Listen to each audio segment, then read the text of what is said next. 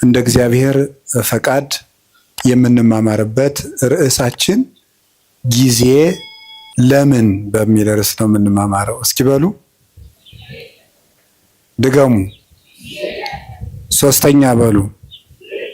ጊዜ ለምን ነው።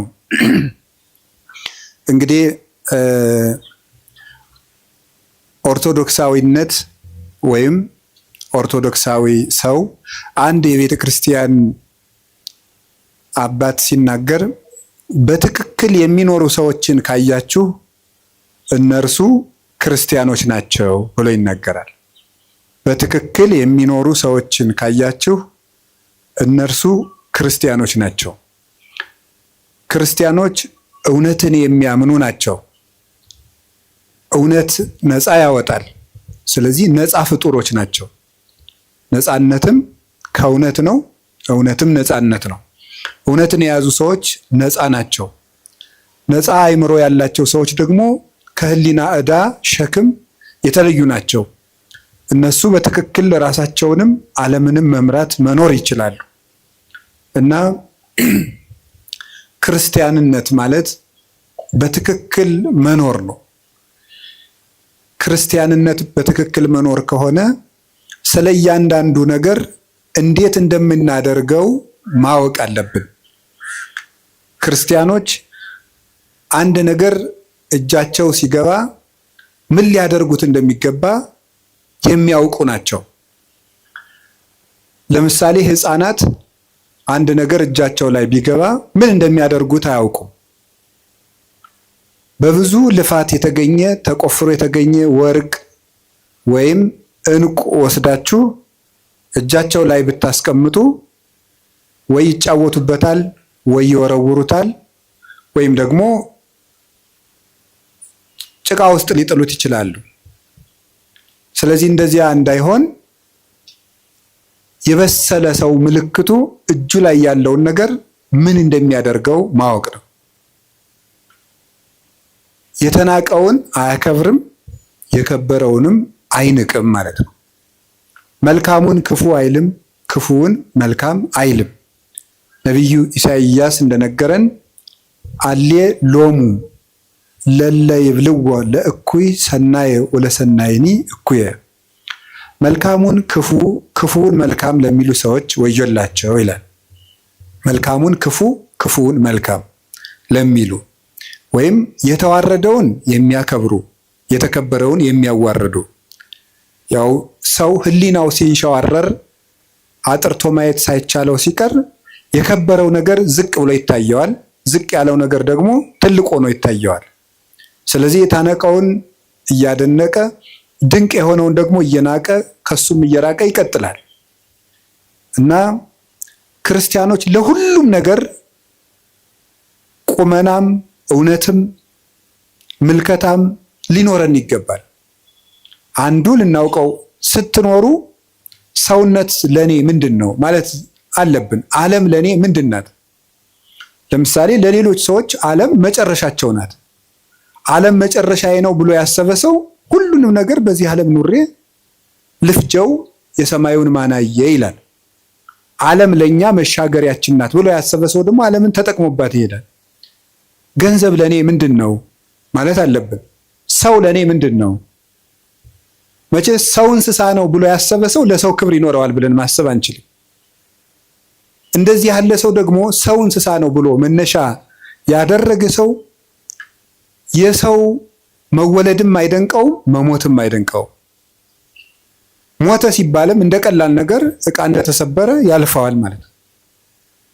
እና ነገሮችን የምንወድቅባቸውም የምንሻገርባቸው ምክንያት ለነገሮቹ ካለን አተያይ የሚመነጭ ነው። እና ትምህርት የሚያስፈልገው ኦርቶዶክሳዊ እይታ እንዲኖረን ነው፣ የጠራ አይን እንዲኖረን ነው። ዛሬ በዚህ ርዕስ በዚህ ቦታ እንድንማማር የፈለግኩት ጊዜ ለኦርቶዶክሳውያን ምንድን ነው የሚለው ነው። ለኦርቶዶክሳውያን ለኛ ለክርስቲያኖች ጊዜ ምንድን ነው ነው። ጊዜ እንዴት ነው? እግዚአብሔር በምድር ላይ ከሰጠን በጣም ትልቁ ስጦታ ጊዜ ነው። እግዚአብሔር የሰጠን ማንም ሊሰጠን የማይችለው እግዚአብሔር የሰጠን እድል ጊዜ ነው። እንደው ይገርማችኋል፣ ግን ሰው ይሄንን ትኩረት ሰጥቶት አያውቅም። ሀብት የማይመስሉ ብዙ ነገሮች አሉ የማናስተውላቸው። ለምሳሌ እንደው የገጠሩ ሰውም ይተርታል። ጤና ሀብት አይመስልም ይላል፣ ውሃ ገንዘብ አይመስልም ይላል። የጤና ሀብትነት ለሰው አይረዳውም። ብዙ ጊዜ የውሃ ሀብትነት አይረዳውም። የአየር የኦክስጅን ሀብትነት አንረዳውም። ኦክስጅንን ሰዎች የሚያዙበት ቢሆን ኑሮ ለስንት ቀን መቆየት እንደምትችሉ አስባችኋል? ኦክስጅን በሆኑ ሰዎች እጅ ቢሆን ኖሮ ሁላችን ገለውን አናድርም ብላችሁ ነው? እነዚያ ሰዎች እነገሌ ናቸው እንዳትሉ ወስዳችሁ አታነካኩኝ ነው ያልኩኝ። በሰዎች እጅ ቢሆን ኖሮ ነው ያልኩት። በሰው እጅ ቢሆን ኖሮ አየር ስንት ቀን ነው የምንሰነብተው? ዛሬን ራሱ ማደር እንችላለን? እንችልም። የውጩን ይቅርና በዚህ ያለውን በህዋ ላይ የተለቀቀውን ኦክስጅን ይቅርና ያንተን አየር እንዳታስወጣ ብንባልስ? አይቻልም ብንባል እናድራለን? የራሳችን አየር እንዳይወጣ ብንከለከል መኖር እንችላለን? አንችልም። የአካል ክፍሎቻችንን ስጦታነት አስተውለን አናውቅም። እግዚአብሔር የሰጠንን ነገር ሰዎች ሊያደርጉልን የማይችሉ እንዲሁ እግዚአብሔር ምን አደረገልኝ እንላለን እንጂ እግዚአብሔር አንድ ቀን ጣፊያን ራሱ ስራ እንድታቆም ቢያደርጋት መኖር እንችላለን? እንችላለን? በሰውነታችን ያለውን የጨው መጠን ማን ሊያጣራው ይችላል? ስለዚህ እንሞታለን ማለት ነው። ፊኛ ስራ ብታቆም መኖር ይቻላል? ይቻላል? እስኪ ንገሩኝ። ሌላ የባሰ ነገር ሰው የሚጸዳዳበት የአካል ክፍል ቢዘጋ መኖር ትችላላችሁ? ይቻላል? አይቻልም። እግዚአብሔር የሰጠን የአካል ስጦታ ማንኛውም ሰው የከበረ ሰው እንኳን ከብሮ የሚውለው እኮ መጸዳዳት ስለቻለ ነው። የከበረ ሰው እንኳን ቢሆን እና እግዚአብሔር እንዴት አድርጎ ስጦታ እንደሰጠን ማስተዋል አለብን። ደስ እንዲላችሁ ከፈለጓችሁ እጃችሁ ላይ ያለውን እግዚአብሔር የሰጣችሁን ጸጋ ማስተዋል፣ የሌለንን እየቆጠርን ከምናዝን ያለንን እያየን መደሰት ነው። ደስታ ከውጭ አይመጣም፣ ከህሊናችን ነው የሚመጣው። አንዱ የምናባክነው በጣም እያባከን ነው ያለው ነገር አካላችን፣ አይምሯችን። እሱም በሌላ ጊዜ ትማሩታላችሁ። እንዴት አድርገን እግዚአብሔር የሰጠንን አካል እያባከን ነው እንደሆነ ትማሩታላችሁ። እኔ ግን ዛሬ መናገር የፈለግኩት ስለ ጊዜ ነው። እግዚአብሔር ጊዜ ሰጥቶናል። ጊዜ በእግዚአብሔር ዘንድ ምንድን ነው? ጊዜ ፍጡር ነው፣ እንደምታውቁት መለኪያ ነው። እግዚአብሔር ያለ ጊዜ ነው የኖረው። ዘመን ሳይፈጠር እግዚአብሔር ነበረ። ጊዜ ፍጡር ነው። በቤተ ክርስቲያን አስተምሮ የመጀመሪያ ሰዓት ትባላለች። ቁጥር የተጀመረው መጋቢት 29 ቀን ነው። መጋቢት 29 እና መጋቢት 30 ሚያዝያ 1 በሊቃውንት አነጋገር ዕለተ ጠቢባን ይባላሉ። ጠቢባን ሥላሴ አንድ ሳይሉ 29 ብለው ስለጀመሩ ነው። እንዲህ ያለው ነገር ለማያምን ሰው አይረዳም። ቅዱስ ጳውሎስ አንደኛ ቆሮንቶስ ምዕራፍ 2 ላይ ሲናገር መንፈሳዊ ነገር ለስጋዊ ሰው ሞኝነት ይመስለዋል ይላል። በስጋዊ ዓይን አይመረመርምና ለብእሲሰ መንፈሳዊ ሁሉ ይተሐሰሶ፣ መንፈሳዊ ሰው ግን ሁሉን ይመረምራል። ወሎቱሰ አልቦ ዘይተሐሰሶ፣ እርሱም ግን የሚመረምረው የለም ይላል። እና ስጋዊ ነገር ያለው ሰው አንድ ሳይባል 29 የማይመስል ነገር ነው ይላል። ሃይማኖት ምንጊዜም ለስጋ የማይመስል ነገር ነው። የምናወጋው የመንፈስ ነገር ስለሆነ የመንፈስ ነገር በስጋ ነገር ሊለካ አይቻልም። መቼስ አሁን ነፋስን በሜትር አንለካውም። ለሁሉም ነገር መለኪያ አለው። ውሃን በኪሎ ሜትር አንለካውም። የራሱ መለኪያ አለው። ለራሱ ነገር ለሁሉም ነገር መለኪያ አለው። ከፍታም መለኪያ አለው፣ ዝቅታም መለኪያ አለው፣ ረቂቅ ነገር መለኪያ አለው፣ ፈሳሽ ነገር መለኪያ አለው፣ ጠጣርም መለኪያ አለው። እንዲሁ መንፈሳዊ ነገርም የራሱ መለኪያ አለው።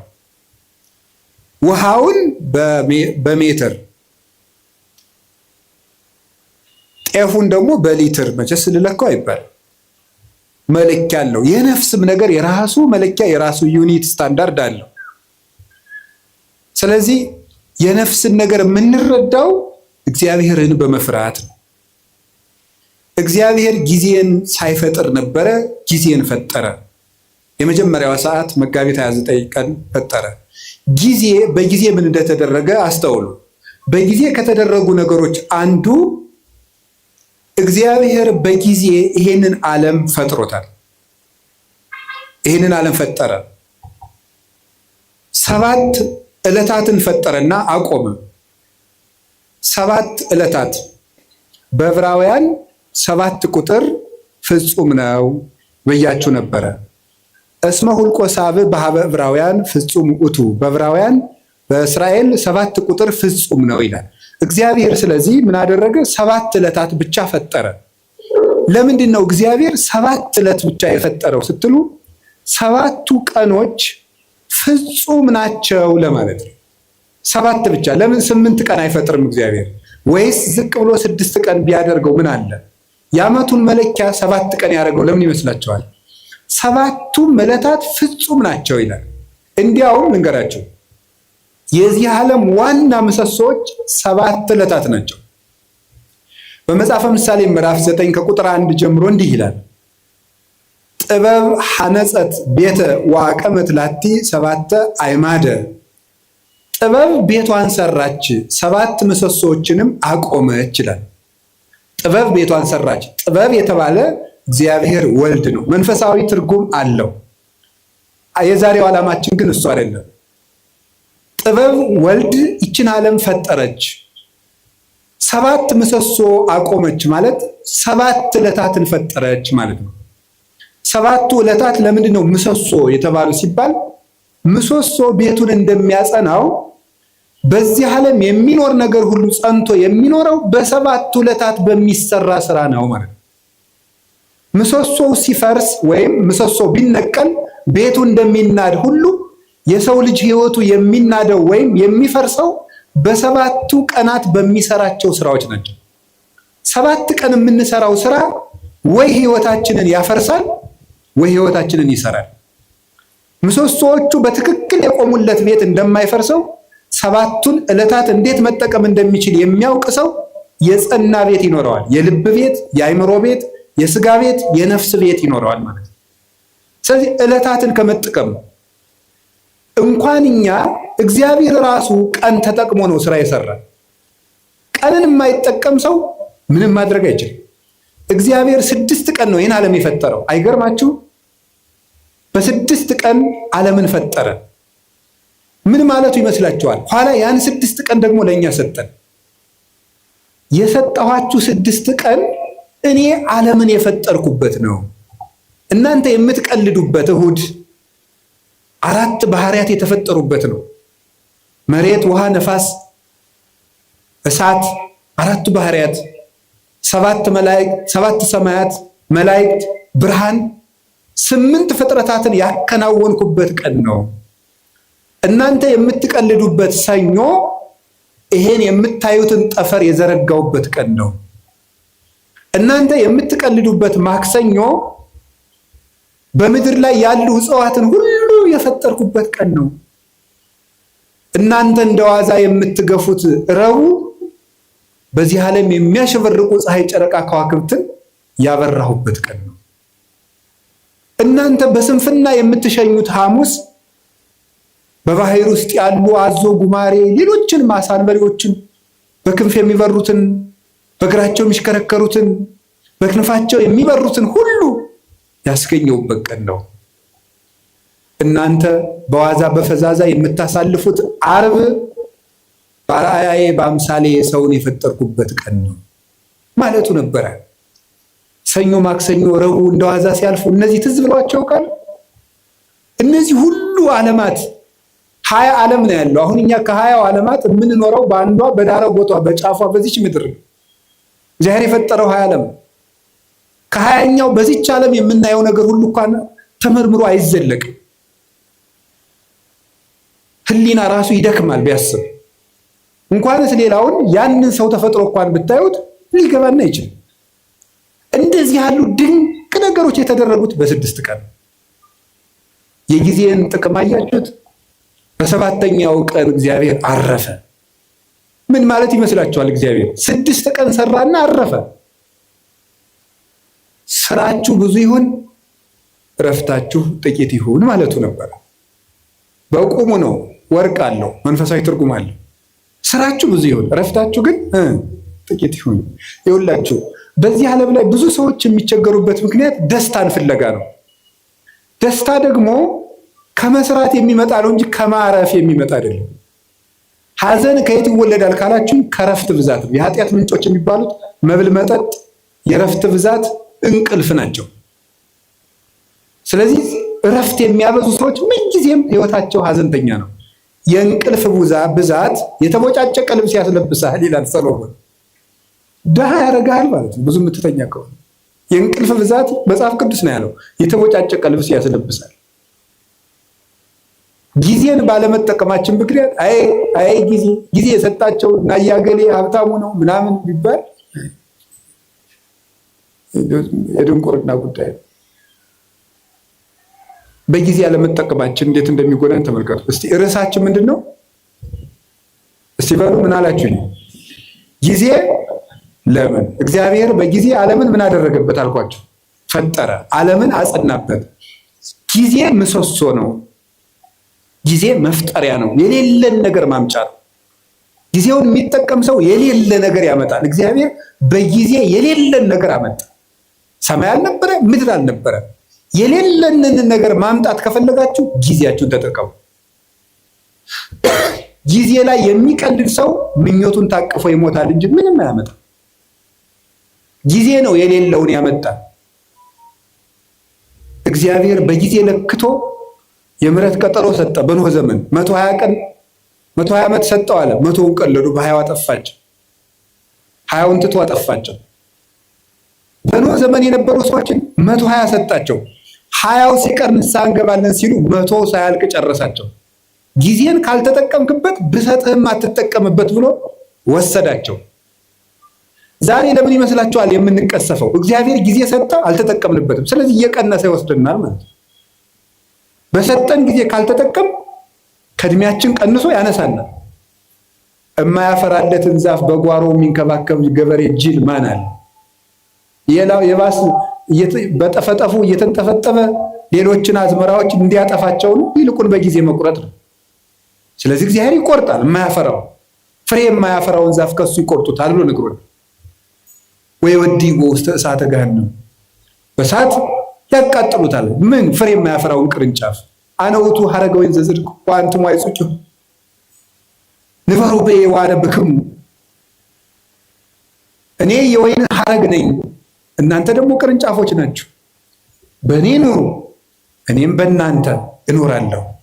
ፍሬ አፍሩ፣ ካላፈራችሁ ትቆርጣላችኋል። እግዚአብሔር በጊዜ ምሕረት ሰጠ፣ በጊዜ ያልተጠቀሙትን ደግሞ አጠፋቸው። እግዚአብሔር ለመወለድ 5500 ዘመን ቀጠረ። 5500 ዘመን ሲፈጸም ተወለደበት። ዋመ በፀሐ ጊዜሁ ፈኖ ወልዶ እግዚአብሔር ወልዶ ዋሂደ ወተወልደ እምብእሲት። የዘመን ፍጻሜ በደረሰ ጊዜ እግዚአብሔር ተቀዳሚ ተከታይ የሌለ ልጁን ውረድ ተወለድ ሙት ተሰቀል ብሎ ለኩነተ ሥጋ ወደዚህ ዓለም ላከው። ንዕድ ክብርት ከምትሆን ከመቤታችንም ተወለደ ይላል። ጊዜው በደረሰ ጊዜ በጊዜ እግዚአብሔር ተወለደ። በጊዜ ዓለምን ፈጠረ፣ በጊዜ ቀጠረ፣ በጊዜ ሱባዔ አስቆጠረ፣ በጊዜ ትንቢት አናገረ። ጊዜው ሲደርስ ደግሞ ተወለደ። እግዚአብሔር በጊዜ ምስጢር ገለጠ። በጊዜ ጌታችን መድኃኒታችን ኢየሱስ ክርስቶስ ብዙ ሰርቶበታል። ምስጢርም የሚገለጠው በጊዜ ነው። በጊዜው ተጠመቀ፣ በጊዜው ተወለደ፣ በጊዜው አደገ፣ በጊዜ ጾመ 40 ቀን፣ በጊዜ አስተማረ 3 ዓመት ከ3 ወር፣ በጊዜ ምስጢሩን ገለጠ። በደብረ ታቦር እንኳን ብርሃን ከገለጠላቸው በኋላ እንዳትናገሩ እስካሜት ፈጸም በጊዜው፣ ጊዜው እስኪደርስ ድረስ በትንሣኤ ልቡናችሁ ቀንቶላችሁ ምስጢር ተከናውኖላችሁ በሀብተ መንፈስ ቅዱስ ተሰርታችሁ እስክትናገሩት ድረስ ቆዩ አላቸው። በጊዜ የሚነገር አለ፣ በጊዜ የማይነገር አለ። ወብየ ብዙ ነገር ዛነ ነግረክሙ፣ የምነግራችሁ ብዙ ነገር ነበረኝ፣ ወባይቱ ኢትክሉ ይእዜ ጸዊሮቶ፣ ነገር ግን ዛሬ ልትሸከሙት አትችሉም፣ በጊዜው ነግራችኋለሁ። በጊዜ የሚነገር አለ።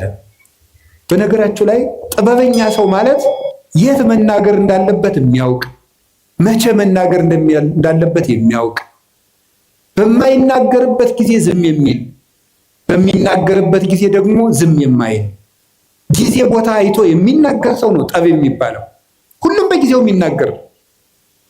ጌታችን ኢየሱስ ክርስቶስ በጊዜው ተሰቀለ፣ በጊዜው ተያዘ፣ በጊዜው ሞተ፣ በጊዜው ተነሳ፣ በጊዜው አረገ፣ በጊዜው ሀብተ መንፈስ ቅዱስን ላከላቸው 10 ቀን ጠብቆ።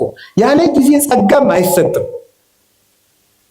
እንዲህ አሁን ልጁን እንደው ልጅ የሌላቸውን እናት አባት 9 ወር ከ9 ወር አስቀድሞ እንደው በ3 ወሩ ከብት ጠባቂ ስለሌለን ልጁ ቶሎ እንዲደርስ ይወለድ ቢል ይወለድ አይወለድም። በጊዜው ነው የሚወለደው። ለመውለድም ጊዜ አለ። ጸጋም በጊዜው ነው የሚሰጠው። ጥያቄም በጊዜው ነው የሚመለሰው። ጊዜ አለው። አሁን ፈልጌያለሁ ቢባል አይሆንም፣ በጊዜው ይሆናል። መቆየት ያለብንን መቆየት። እግዚአብሔር በጊዜው ሁሉን ሰራ። እንግዲህ ደግሞ በጊዜው ይመጣል። ያ ጊዜ መቼ እንደሆነ ደግሞ አታውቁም ብሎናል። ትግሁ እንከ እስመ የተአምሩ ጊዜ ይመጽእ እግዚእክሙ፣ ጌታቸው የሚመጣበትን ጊዜ አታውቁምና ተግታችሁ ጠብቁ። ሶበሰ አይመረ ባለቤት ጊዜ ይመጽእ ሰራቂ እምተጋ ዋህለው፣ ባለቤት ሌባ የሚመጣበትን ጊዜ ቢያውቅ ኑሮ በዚያች ሰዓት ይተጋ ነበር። ግን ሌባው መቼ እንደሚመጣ ስለማያውቅ ሌሊቱን ሙሉ መትጋት አለበት። እናንተም ጌታችሁ የሚመጣበትን ሰዓት ብታውቁት በዚያች ሰዓት ብቻ ትተጉ ነበር። ግን ጌታችሁ በ10 ዓመታችሁ ይምጣ፣ በ20 ዓመታችሁ፣ በ30 ዓመታችሁ ይምጣ፣ በ50 ዓመታችሁ፣ ስትጀምሩ ይምጣ፣ ስትጨርሱ አታውቁትም። ስታገቡ ይምጣ፣ ስትሸመግሉ ይምጣ፣ ሳታገቡ ይምጣ፣ ስታገቡ ይምጣ፣ አታውቁትም። በድህነታችሁ ጊዜ ይምጣ፣ በሀብታችሁ ጊዜ ይምጣ፣ ስትሾሙ ይምጣ፣ ስትሻሩ ይምጣ፣ የምታውቁት ነገር የለም። በሰጣችሁ ጊዜ ተዘጋጅታችሁ ኑሩ ብሎ ሰጥቶናል። ጊዜ እንዲህ ያለ ሀብት ነው። የእግዚአብሔር ቤተሰቦች በጊዜ እንጠቀምበት።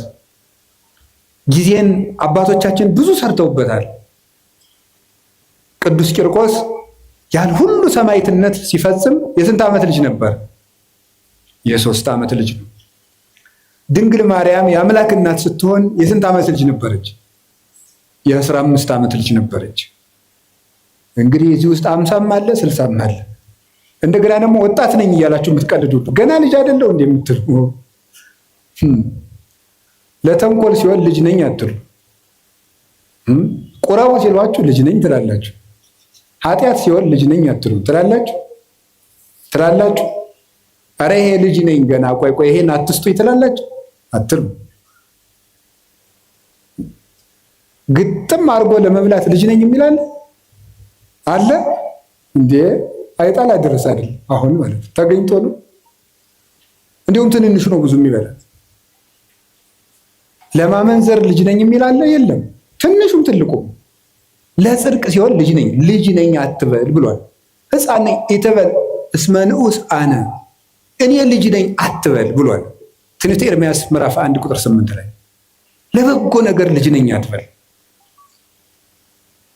ስለዚህ የእግዚአብሔር ቤተሰቦች ቅዱስ ጊዮርጊስ 4 ጊዜ ሞቶ ሲነሳ ያ ሁሉ ሰማዕትነት ሲፈጽም ጠቅላላ እድሜው 27 ዓመት ነው። በጊዜ አባቶቻችን ተጠቀሙበት። በቀኝ የተሰቀለው ወንበዴ መንግስተ ሰማያትን የወረሳት በ3 ሰዓት ዝግጅት ነው። ለተጠቀመበት ሰው 3 ሰዓት መንግስተ ሰማያትን ያስገኛል። አብሮ የቆመው ሰው ደግሞ በዚያው ሲኦልን አግኝቷል እድሜ ዘመኑ።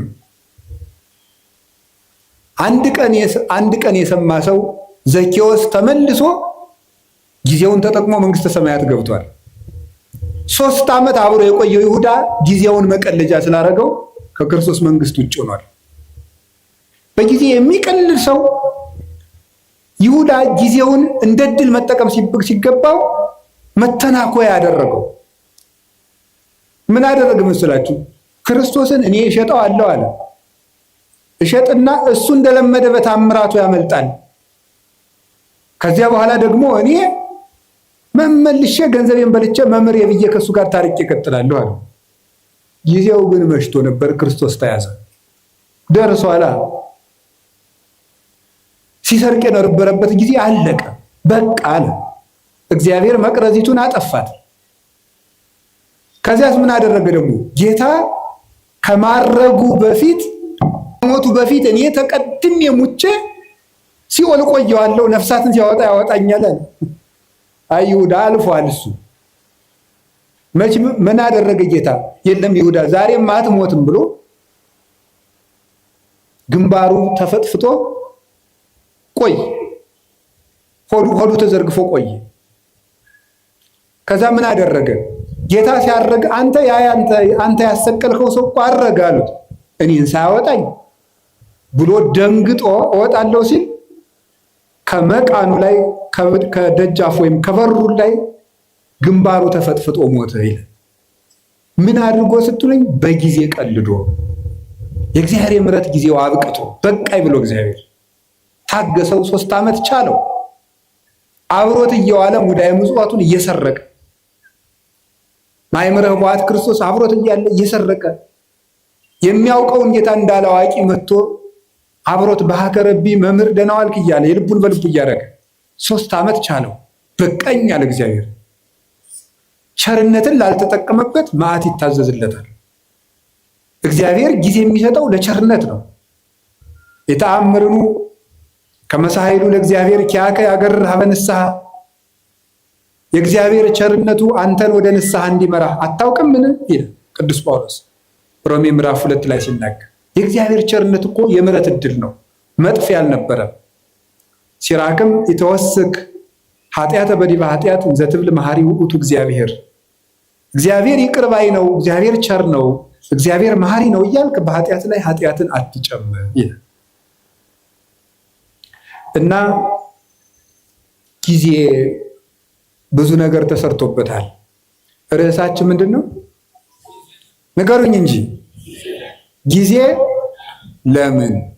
እሺ 1 2 3 ነጥቦችን ልናገርና ብፁዕ አባታችን እንዲያስተምሩን ብለቅ ይሻላል። ጊዜ ለምን በሉ እስቲ።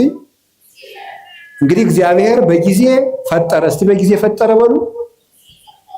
በጊዜ መጣ፣ በጊዜ ሞተ፣ በጊዜ ተነሳ፣ በጊዜ አረገ፣ በጊዜ መንፈስ ቅዱስን ላከ። እሺ በጊዜ ይመጣል በሉ። በጊዜ ምን ይላል? ይመጣል። ጊዜ እግዚአብሔር ይህን ሁሉ ሰርቶበታል። አሁን እኛ በጊዜ ምን እናድርግ ነው ርዕሳችን። እስኪ ጊዜ ለምን በሉ። እሺ የመጀመሪያው ጊዜ ለእግዚአብሔር በሉ። ሁላችሁም በሉ እስኪ ድገሙ። አሁን ከዛሬ በኋላ ይሄ እኮ መመሪያ ነው። እንግዲህ የኑሮ መመሪያ እየነገርኳችሁ ነው። የመጀመሪያ መርሃችን እዚህ ውስጥ የተሰበሰብነው ጊዜ ለማን መመሪያችን ነው። ከዛሬ ጀምሮ ጊዜ ለማን? አንድ ድገሙ። ጊዜ ለእግዚአብሔር። ከእግዚአብሔር ጋር መኖር ነው። ጊዜ የተሰጠው እግዚአብሔርን ልናመልክበት። ስብሐ ለዕለተ ይሴብሐከ፣ ቅዱስ ዳዊት በቀን 7 ጊዜ አመሰግንሃለሁ ይላል። ጠዋት 12 ሰዓት እንደተማራችሁት ካሁን በፊት ብርሃን ሌሊቱን አሳልፈህ ብርሃን የሰጠኸኝ ጌታ ብለን፣ በብርሃን የፈጠርከኝ ጌታ ብለን፣ ለእኔ ስትል ማለዳ ከሐና ከቀያፋ ፊት በ12 ሰዓት ተከሰስክልኝ ብለን 3 ሰዓት እንጸልያለን። ሔዋን የተፈጠረችበት፣ ቅድስት ድንግል ማርያም ብስራተ መላክን የተሰማችበት፣ ለሁሉ ፍትህ የሚሰጥ ጌታ በ3 ሰዓት ከጲላጦስ ፊት ተከሶ የቀረበበት 3 ሰዓት። 6 ሰዓት አዳም የተሳሳተበት፣ የሰው ልጅ አይምሮ የሚደክምበት፣ ገና ሲጫወት የቆየው ሰውዬ 6 ሰዓት ላይ ማዛጋት ይጀምራል። 6 ሰዓት አጋንንት የሚሰለጥኑበት፣ ሰው የሚደክምበት ጊዜ ነው። አዳምም የሳተበት ጊዜ ነው። 6 ሰዓት ደግሞ እግዚአ ኩሉ ክርስቶስ የተሰቀለበት ሰዓት። በዚያ ሰዓት አንዲት አቡነ ዘበሰማያት እንኳን መድከም። 9 ሰዓት ጸሎት የሚያርግበት፣ መስዋዕት የሚያርግበት፣ ጌታ ነፍሱን ከስጋው የለየበት ለእኔም ጥሩ አሟሟት ስጠኝ ለማለት ለእኛ ሲል መራራ ሐሞት የጠጣበት ጎኑን ተወግቶ ማየገቦ ያፈሰሰበት 11 ሰዓት የተቀበረበት ነፍሳትን ከሲኦል ያወጣበት ሰዓት እግዚአብሔር አዳምን ፍለጋ የመጣበት እግዚአብሔር በ11 ሰዓት ነው አዳም ወዴት ነህ እያለ የበለስ ቅጠል ያገለደውን መሆን አዳም ፍለጋ በገነት ዛፍ መሃል የመጣው 11 ሰዓት የቀን ፍጻሜ ነው። በዘመን ፍጻሜ መጥቻ አድናለሁ እያለው ስለዚህ በ11 ሰዓት ጌታዬ ሆይ እኔንም ፈልገኝ ብሎ መጸለይ እኔም ጫካ ውስጥ ነኝ ፈልገኝ ብሎ ማታ ምሽት ሰዓት የመጣውን ግርማ ሌሊት በሰላም አሳድረኝ ለእኔ ስትል በምሽት 3 ሰዓት እንደ ወንበዴ ታሰርክልኝ ብሎ ማታ መጸለይ ይገባል። ቀኑን ሁሉ ለእግዚአብሔር መስጠት። ከእግዚአብሔር ጋር ጊዜ የሌለው ሰው እግዚአብሔርም ከሱ ጋር ጊዜ የለው። ለእግዚአብሔር ጊዜ ከሌላችሁ እግዚአብሔርም ለእናንተ ጊዜ አይሰጥም። እንዴ ለእግዚአብሔር እንዴት ጊዜ ታጣላችሁ? እኔ እኮ ይገርመኛል። እግዚአብሔር የቲክቶክን ሩብ ይደርሰዋል ዛሬ? እስኪ ንገሩኝ፣ ይደርሰዋል? እንዴት ተጣድፎ ሰው እንዴት ተጣድፎ የዘወትር ጸሎቱን እንዲሁ ያም ካደረሰ ነው ተጣድፎ ጨርሶ ግን ፌስቡክ ላይ ቲክቶክ ላይ ግን ተጥዶ ነው የሚውለው። እባካችሁ ለእግዚአብሔር ጊዜ ስጡ። እውነቴን ነው። ለእግዚአብሔር ጊዜ ከሌላችሁ ትጠፋላችሁ። የእውነቴን ነው። ለማስቀደስ ጊዜ የሌላችሁ ሰዎች እድሜያችሁ ያጥራል። ለዘወትር ጸሎት እድሜ ከሌላችሁ ጊዜ ከሌላችሁ ከእግዚአብሔር ጋር ለመገናኘት መጽሐፍ ቅዱስ ለማንበብ ጊዜ የሌላችሁ ጊዜ የለኝም ደግሞ እንደው እናንተ ጉራችሁ እኮ ያልቀው። እስቲ ፌስቡክ ውስጥ የምታነቡት ቴክስት ቢደመር እንደው 20 ገጽ አይሆንም? መጽሐፍ ብናደርገው አይታተምም? ብሮሸር ብናደርገው ይሆናል እኮ ስትደዘድዙት የምትሉት። እንዴት ነው ጊዜ የሌላችሁ? ወእግዚአብሔር ይነግሮሙ ለሕዝቡ መጽሐፍ አንድ ከዛ እናንተ የሚመስላችሁ አንድ ሳምንት አንድ ገዳም ትሄዱና ጌታዬ ሕይወቴን ንገረኝ። እንዴ ምኑን ነው የሚነግራችሁ? ጅል ነህ ብሎ ይንገራችሁ? ጌታዬ ሕይወቴን ንገረኝ ምንድን ነው የሚነግራችሁ ነው? እየነገራችሁ መስለኝ። መዝሙር 86 ላይ እግዚአብሔር ይነግሮሙ ለሕዝቡ በመጽሐፍ እግዚአብሔር ለሕዝቡ በመጽሐፍ ይነግራቸዋል። እስኪ በሉ እግዚአብሔር ለሕዝቡ በሉ። በምን ይነግራቸዋል? በመጽሐፍ ይነግራቸዋል። መጽሐፍ ማለት እግዚአብሔር ለኛ የሚናገርበት ነው። ጸሎት ማለት ጸሎት ብሂል ተናግሮ ምስለ እግዚአብሔር ጸሎት ከእግዚአብሔር ጋር መነጋገር ነው። ጸሎት ከእግዚአብሔር ጋር መነጋገር ነው። መጽሐፍ ማንበብ ደግሞ እግዚአብሔር ለኛ የሚነግርበት ሰን አጸም ዘይነብበን እግዚአብሔር አምላኬ እስመ ውእቱ ይነብብ ሰላም ለሕዝቡ ፈጣሪ እግዚአብሔር የሚናገረኝን እሰማለሁ እርሱ ለሕዝቡ ፍቅር አንድነትን ይናገራልና ይላል ቅዱስ ዳዊት። እግዚአብሔርን ለመስማት ጆሮ የሌለው መጽሐፍ ቅዱስ ለማንበብ በቀን 5 ደቂቃ የሌለው ሰው በየቀኑ ሁከት ሊሰማ ይገባዋል። እንዲህ ያለ ጆሮ ይነቀላል። ነቢየ ያነስለክሙ ማኅበይክሙ ዘከማየ እንደኔ ያለ ነቢይ ያስነሳላችኋል አለ ሙሴ ሲናገር ክርስቶስን ነው። እሱ ቀይ ባህር እንዳሻገረ ጌታ ገሃነምን ያሻግሯልና ብዙ ንጽጽር አለው። ወለቱ ስምዕዎ እሱን ስሙት ወኩላ ነፍስ እንተ የተሰማው ለውእቱ ነቢይ ትሰሮም ሕዝባ ያንን ነቢይ የማትሰማ ጆሮ ግን ከወገኖቿ ተለይታ ትጥፋ ይል። ያን ነቢይ የማትሰማ ማለት ክርስቶስን የማይሰማ ጆሮ ይነቀላል። ሰላም እግዚአብሔርን መስማት የማይፈልግ ጆሮ ሁከት፣ ጦርነት፣ ብጥብጥ፣ ሞት ሊሰማ ይገባዋል። በየቀኑ ይህን የምንሰማበት ምክንያት ለእግዚአብሔር ጆሮ ስለሌለን፣ ለእግዚአብሔር ዓይን ስለሌለን፣ ለእግዚአብሔር እግር የለን። እግሮቻችሁ የት ነው የሚሄዱት? የሚፈጥኑላችሁ ወዴት ስትሄዱ ነው? ቤተክርስቲያን ሲሏችሁ አያደርሳችሁም። እንዲሁ አይደረስ እኮ ነው። ከዚያ ትሄዱ የማስታወቂያ ሰሌዳ ለማንበብ በየቀኑ ትመላለሳለች። ስራ ወጥቶ ይሆን ጥሩ ነው ተመላለሱ። ግን እግዚአብሔር ቤት ብትመላለሱ ምን አለ? የእግዚአብሔር ቤት እኮ ልንገራችሁ የእግዚአብሔር ቤት ቤተክርስቲያን እኮ ማለት የእግዚአብሔር መንግስት ማለት ነው። ቤተክርስቲያን ታውቃላችሁ? ይሄን ቤተክርስቲያን ማለት የእግዚአብሔር መንግስት ማለት ነው። እንዲህ ብሎ ነበረ ጲላጦስ፣ አንተ አይሁድ ንጉሥ ነህ እንዲህ አለው። ምን ብሎ ነው የመለሰለት? መንግስት የሰ የኮነትም ዝንቱ ዓለም፣ የኔ መንግስት በዚህ ዓለም አይደለችም። ምን ማለት ነው? ቤተክርስቲያኔ ምድራዊት አይደለችም ማለት ነው። የእግዚአብሔር መንግስት ማናት ካላችሁኝ፣ ቤተክርስቲያን። አንድ ሰው አሜሪካ ከመሄዱ በፊት አሜሪካ ኤምባሲ መሄድ አለበት። አንድ ሰው መንግስተ ሰማያት ውስጥ ከመግባቱ በፊት ከእግዚአብሔር ኤምባሲ ቤተክርስቲያን መግባት አለበት። ቤተክርስቲያን ውስጥ የማይገባ ሰው የሰማይ ዜግነት የለውም። አንድ ሰው ከአንዲት ሀገር ኤምባሲ ውስጥ ሲገባ የዚያች ሀገር ጥበቃ ውስጥ ይገባል። ከቤተ ክርስቲያን ውስጥ የሚገባ ሰው የእግዚአብሔር እጅ ውስጥ ነው የሚገቡት። ይሄ ቤተክርስቲያን ውስጥ ቤተክርስቲያኑ ግቢ ላይ የሚታጠረው አጥር በግራ የሚመጣለ በቀኝ የሚመጣለ እዚያ እንደዚህ ብሎ በር አለው። ይሄ መግቢያ፣ ይሄ አጥሩ ግንብ መሆኑን አታዩት። እነዚህ ምዕመናንን ተቀብለው የሚጠብቁ የእግዚአብሔር የምህረት እጆች ናቸው። ከቤተ ክርስቲያኑ ግቢ ውስጥ ስትገቡ ወደ እግዚአብሔር እቅፍ ነው የምትገቡት። እሱ በማይታጠፍ ጥበቃው ይጠብቀናል። ከዚያ በኋላ እንዲህ ያለች ነፍስ እግዚአብሔር ይርኤኒ ወአልቦ ዘያጣኒ፣ እግዚአብሔር ይጠብቀኛል፣ እሱ እኔን ብትደብቁኝ ፈልጎ የሚያጣበት ቦታ የለም፣ እኔንም የሚያሳጠኝ የለም። እሱ ራሱ ተናግሯል እኮ አልቦ ዘያሃይደኒ እምኔ፣ በጎቼን ከእጄ ነጥቆ የሚወስዳቸው ማንም የለም ብሏል። ከእግዚአብሔር እጅ መግባት ከፈልጋችሁ ቤተክርስቲያን መግባት፣ ለቤተ ክርስቲያን ጊዜ፣ ለመጽሐፍ ጊዜ፣ ለመጸለይ ጊዜ። አንድ ሰው ከእግዚአብሔር ጋር ያለው ጊዜ ከላለ እየጠፋ መሆኑን ማወቅ ያለበት ይሄ። ምን አላቸው ጌታ የማቴዎስ ወንጌል ምዕራፍ 26 ላይ ሲናገር ትግሁ ወጸልዩ ከመ ትባኡ ውስተ መንሱት አላቸው። ወደ ፈተና እንዳትገቡ ምን አላችሁ? ተግታችሁ ጸልዩ ማለት ነው።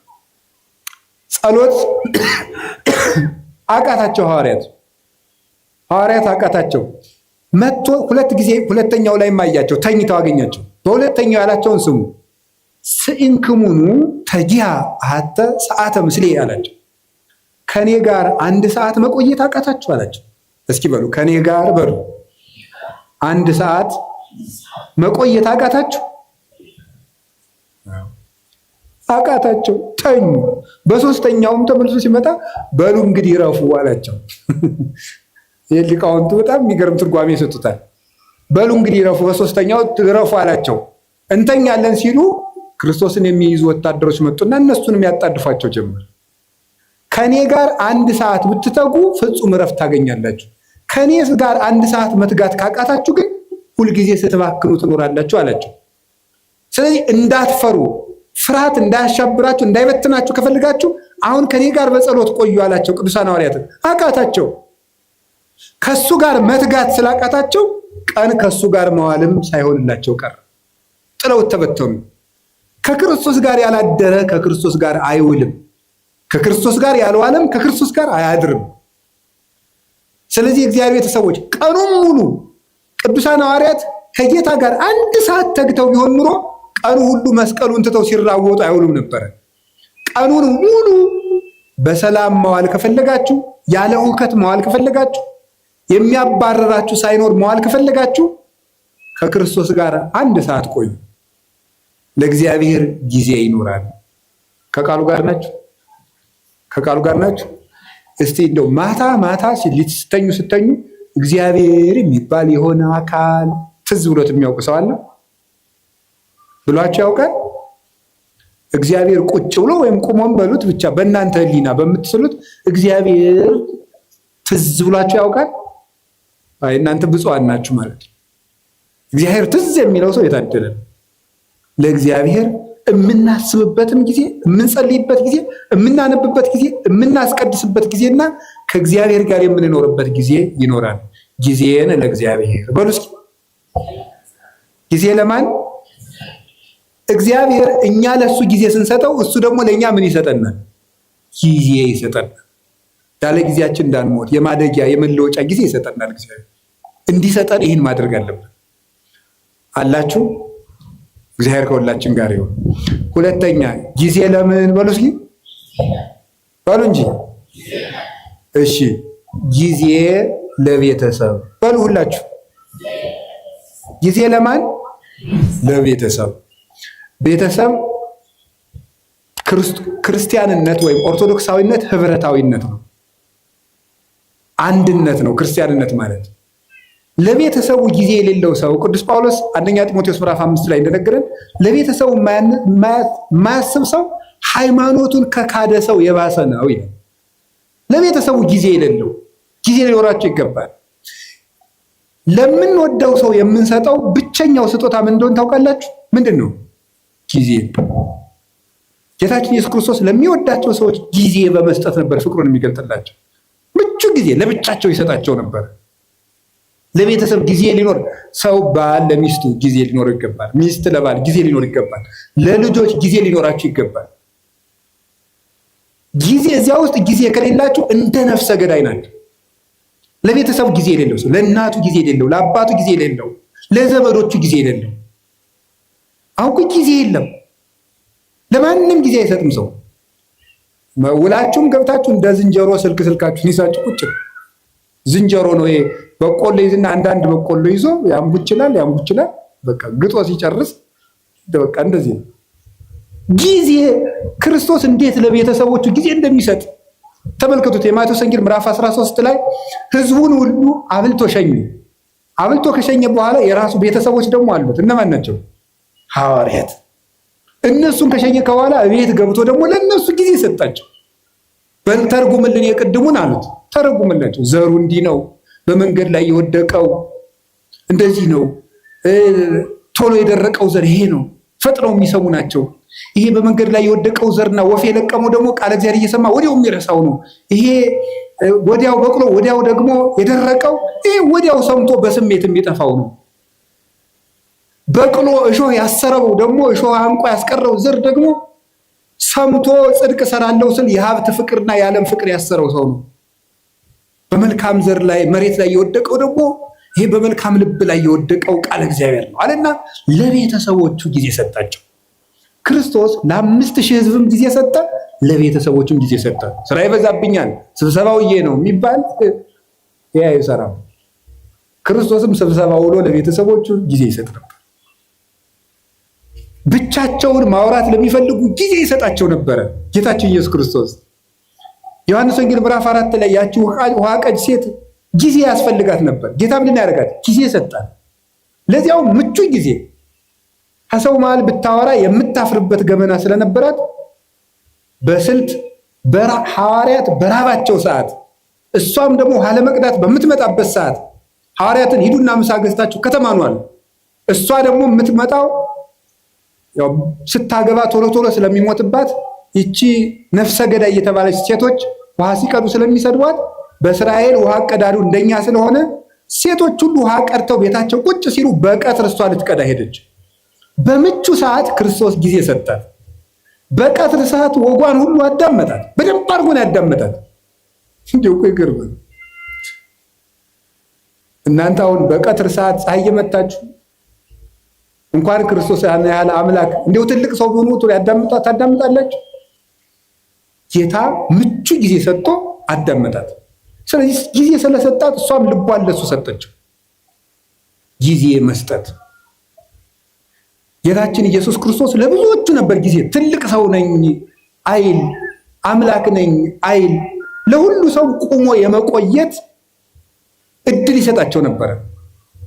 የማቴዎስ ወንጌል ምዕራፍ 9 ላይ ስታዩ 2 ዕውሮች ነበሩ። ጌታችን አልፎ ሲሄድ 2 ዕውሮች የዳዊት ልጅ ሆይ ማረን አሉ። እሱ አልፎ እየሄደ ነው። ማረን ሲሉ ምን ይላል? ማቴዎስ ወንጌል ምዕራፍ 9 ላይ ስታነቡ ይላል ወደ ቤትም በገባ ጊዜ 2 ዕውሮች መጡ ይላል። ወደ ቤትም በገባ ጊዜ የሚለው ለምንድን ነው የተጻፈው? መጽሐፍ ቅዱስ ላይ ዝም ብሎ የሚጻፍ ቃል የለም። ሊቃውንቱ ሲተረጉሙት ምን ይላሉ? ዕውሮች ናቸው ሩጠው እንዳይደርሱበትና ከቤት ገብቶ ቆያቸው ይላል። ይህን ጊዜ መስጠት። ሩጠው እንደማይደርሱ ያውቃሉ፣ አይነ ስውሮች ናቸው። ስለዚህ እስከሚመጡ ድረስ ጊዜ ሰጣቸው፣ ቆያቸው። ይሄንን ሊቃውንተ ቤተክርስቲያን ምን ብለው የተረጉሙት? መንገድ ላይ ያሉት ደግሞ ምን ይላሉ? አጋንንት ምንድን ነው የሚሉት? መንገድ ላይ ያሉት ሰዎች ደግሞ እናንተ አትጥሩት፣ ትልቅ ሰው ነው እንዴ ትልቅ እንዴ አታፍሩም እንዴ ስትጠሩት መንገድ ላይ ዝም በል ይሏቸዋል። ወአፈድፈዱ ከሊሃ ይላል። እነሱ ግን እንዲያውም ጨምረው እንዳልጮህ እንጂ የዳዊት ልጅ ወይ ማረን ብለው እንዲያውም ደግሞ ድምፅ ጨምሩበት፣ ገብቶ ቆያቸው ይላል።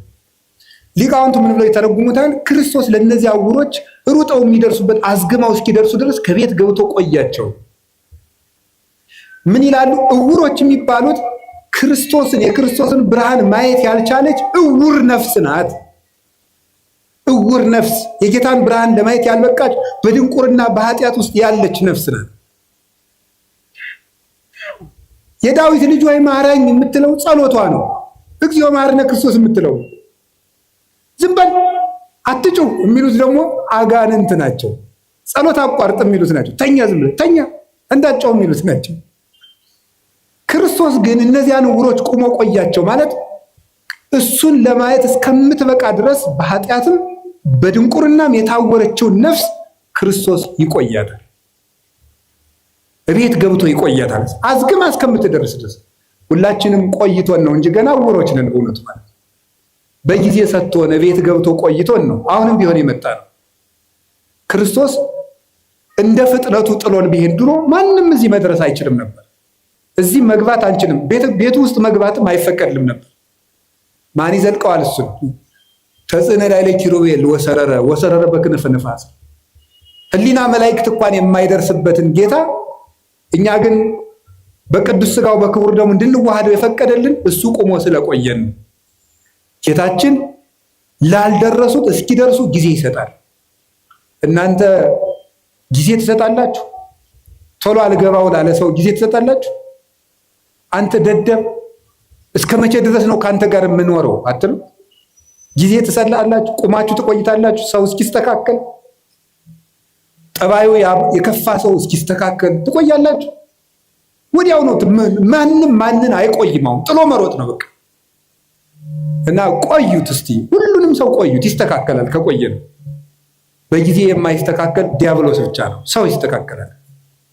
ጊዜ ለቤተሰብ እስኪ በሉ ንገሩ እንጂ። አዎ ጊዜ ለቤተሰብ ሊኖር ይገባል። ብዙ አሁን እንደው እናታችን ቅድስት ቤተክርስቲያን እየተፈተነች ያለችው አንዱ በትዳር ነው እየተፈተነች ያለችው። የባለ ትዳሮች ደግሞ መሰረታዊ ችግራችሁ ምንድን ነው ስትሉ ጊዜ የላችሁም። ትዳሩን የሆነ ሱቅ ነው የምታደርጉት። ምን ማለት ነው መሰላችሁ? ስራ ቦታ ሆኗል ማለት ነው። ጊዜ የላችሁም። ባልና ሚስት አብራችሁ የምትሆኑበት ጊዜ የለም። አትተዋወቁም እኮ ሁላ።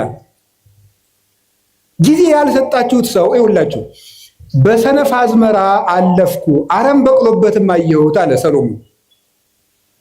በሰነፍ አዝመራ አለፍኩ አረም በቅሎበት አገኘሁት። ለሚስት ጊዜ ከሌለ ዞር ዞር ብለህ ስትመጣ አረም በቅሎባት ነው የምታገኘው። አረም ይበቅልባታል። የነገር አረም፣ ሌላም አረም፣ ሌላም አረም። የአረም አይነቶችን አግሪካልቸር ባለሙያ ጠይቁ። ብዙ አረም ነው የሚበቅልባት። እግሪያችኋለሁ። ለባሎቻችሁ ጊዜ ከሌላችሁ ብዙ አረም ያበቅላል፣ ይሸፍታል ልብ። እነዚያን አረሞች ደግሞ ነቅሎ የሚጥላቸው የለም። አረሙን እንነቅላለን ስትሉ ስንዴውን ትነቅሉብኛላችሁ እንዳለ ጌታ፣ በዚያችሁ ትንሽ ችግር በበቀለችው አረም በአመል መግፋት ስትጨቃጨቁ ራሱን ማጣትም ይመጣል። ስለዚህ ጊዜ ይኖራችሁ። እኔ እውነቴን ነው። ስለ እግዚአብሔር ብላችሁ ለልጆቻችሁ ጊዜ ስጡ። ጌታችን ኢየሱስ ክርስቶስ ለሕፃናት ጊዜ እንደሰጣቸው ታስታውሳላችሁ። የማቴዎስ ወንጌል ምዕራፍ 18 ላይ ሕፃናት ወደ እኔ እንዲመጡ አትከልክሉ፣ አቅፎ አስተምሮባቸዋል። እየታቀፈ በዚህ በትከሻው እየመጡ ዙሪያውን እየከበቡ ለሕፃናት ጊዜ ነበረው። ለልጆች ጊዜ ያስፈልጋል። ለጎረቤት ጊዜ ያስፈልጋል። አላችሁ? አሁን ለጎረቤት ጊዜ አላችሁ? አሁን እንደው መችስ ሰለጠን ተብሎ አሁን ጎረቤትም አይጠያየቅም። የጎረቤት ልጅ መቆጣትም ቀርቷል። እኛ ልጅ ሆነን በእውነት እግዚአብሔር በሚያውቀው አሁንም ገና አላደግንም። በርግጥ ጎረቤት ነው እየቀጣ ያሳደገን። ዋስ ጠርተን ነው ይገርም። ስናጠፋ የጎረቤት ሰውዬ መጥቶ ዋስ አስጠርቶ ነው የሚለቀን ማለት ነው። ቢገርፈን ኧረ አየዋ ገሌ ገረፈን ብለን ለእናት አባታችን ብንናገር ደግ አረገ ነው የምንባል። የኔን ልጅ ነካ እንባል። በምን ምክንያት ነው የመጣው ተብሎም አይጠየቅም። ኃላፊነት አለው በልጆች። ለጎረቤት ጊዜ አላችሁ ወይ? የሉቃስ ወንጌል 15 ላይ ልጁ የጠፋው ልጅ ሲመጣ ጎረቤቶቹን ጠራ። ይሄ እኮ ሰም አለው እኮ ሰም አልባ ወርቅ የለም። ጎረቤቶቹን ጠራ የሚለው ለጎረቤትም ክብር እንዲኖር ነው። ጌታችን ኢየሱስ ክርስቶስ መላእክትን በጎረቤት መስሎ ነው። አዳምና ልጆችን ደግሞ በጠፋ ልጅ መስሎ ነው ያስተማረ። ጎረቤትን መጠራራት፣ ለጎረቤት ጊዜ መስጠት። ምን እየሆኑ ነው? እየበሉ ነው? እየጠጡ ነው? እንዴ እኛ ገር ገበሬ እኮ ሲተርት ሰምታችሁታል?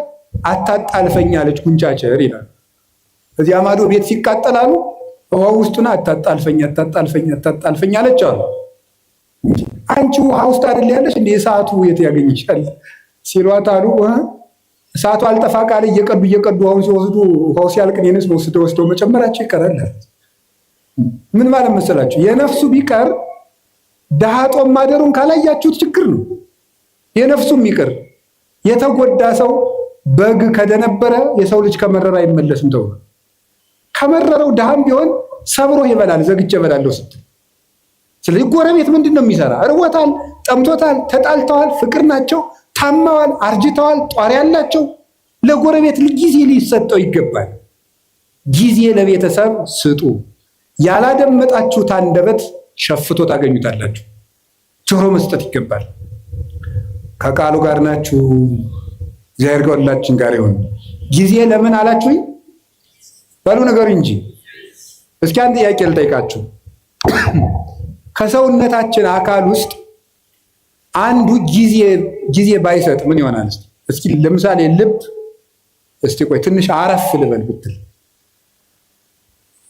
የሆነ ጊዜ ላይ እኮ ነው የዓመት እረፍት ተውትና የደቂቃ እረፍት ብትወጣ ልብ ምን እንሆናለን?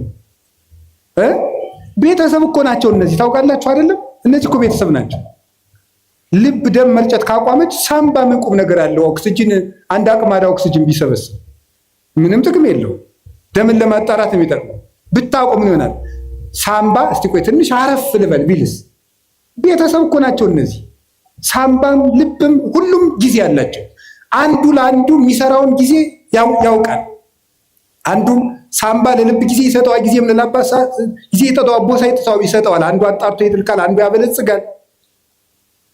ደሙን በኦክስጅን ማለት ነው ያጣራዋል።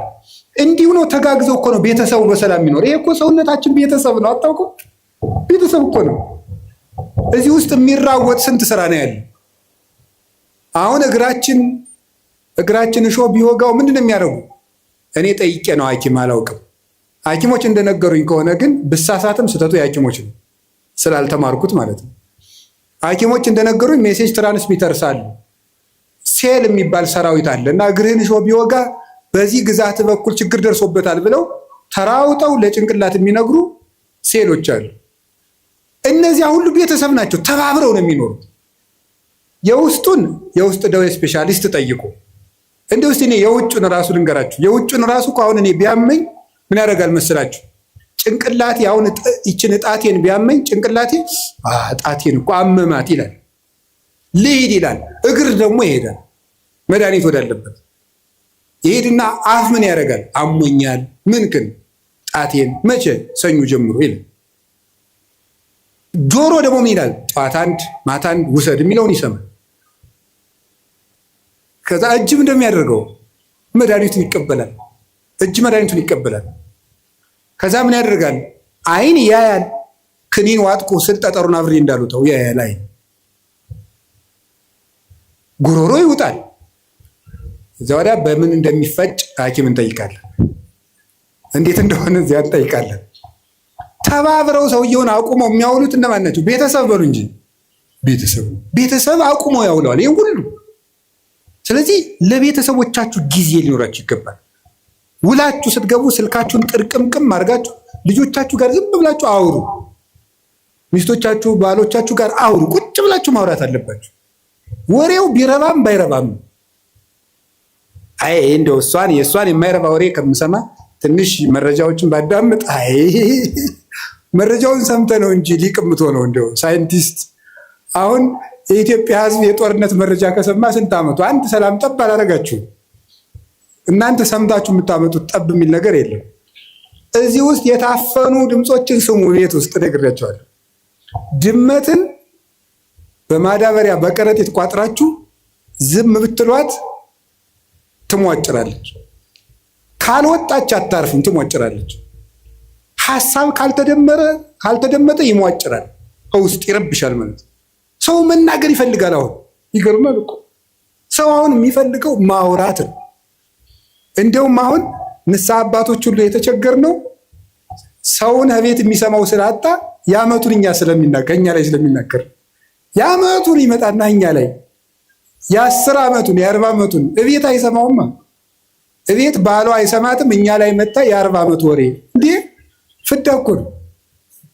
እቤት ሚስቱ በቃ አውርዶት የሀብሌ ዝናብ ምንም በቃ ወይ እንደ ቴሌቪዥን በሪሞት አናሳልፈው ነገር በቃ ዝም ብሎ መውረድ ነው በቃ ማለት ነው።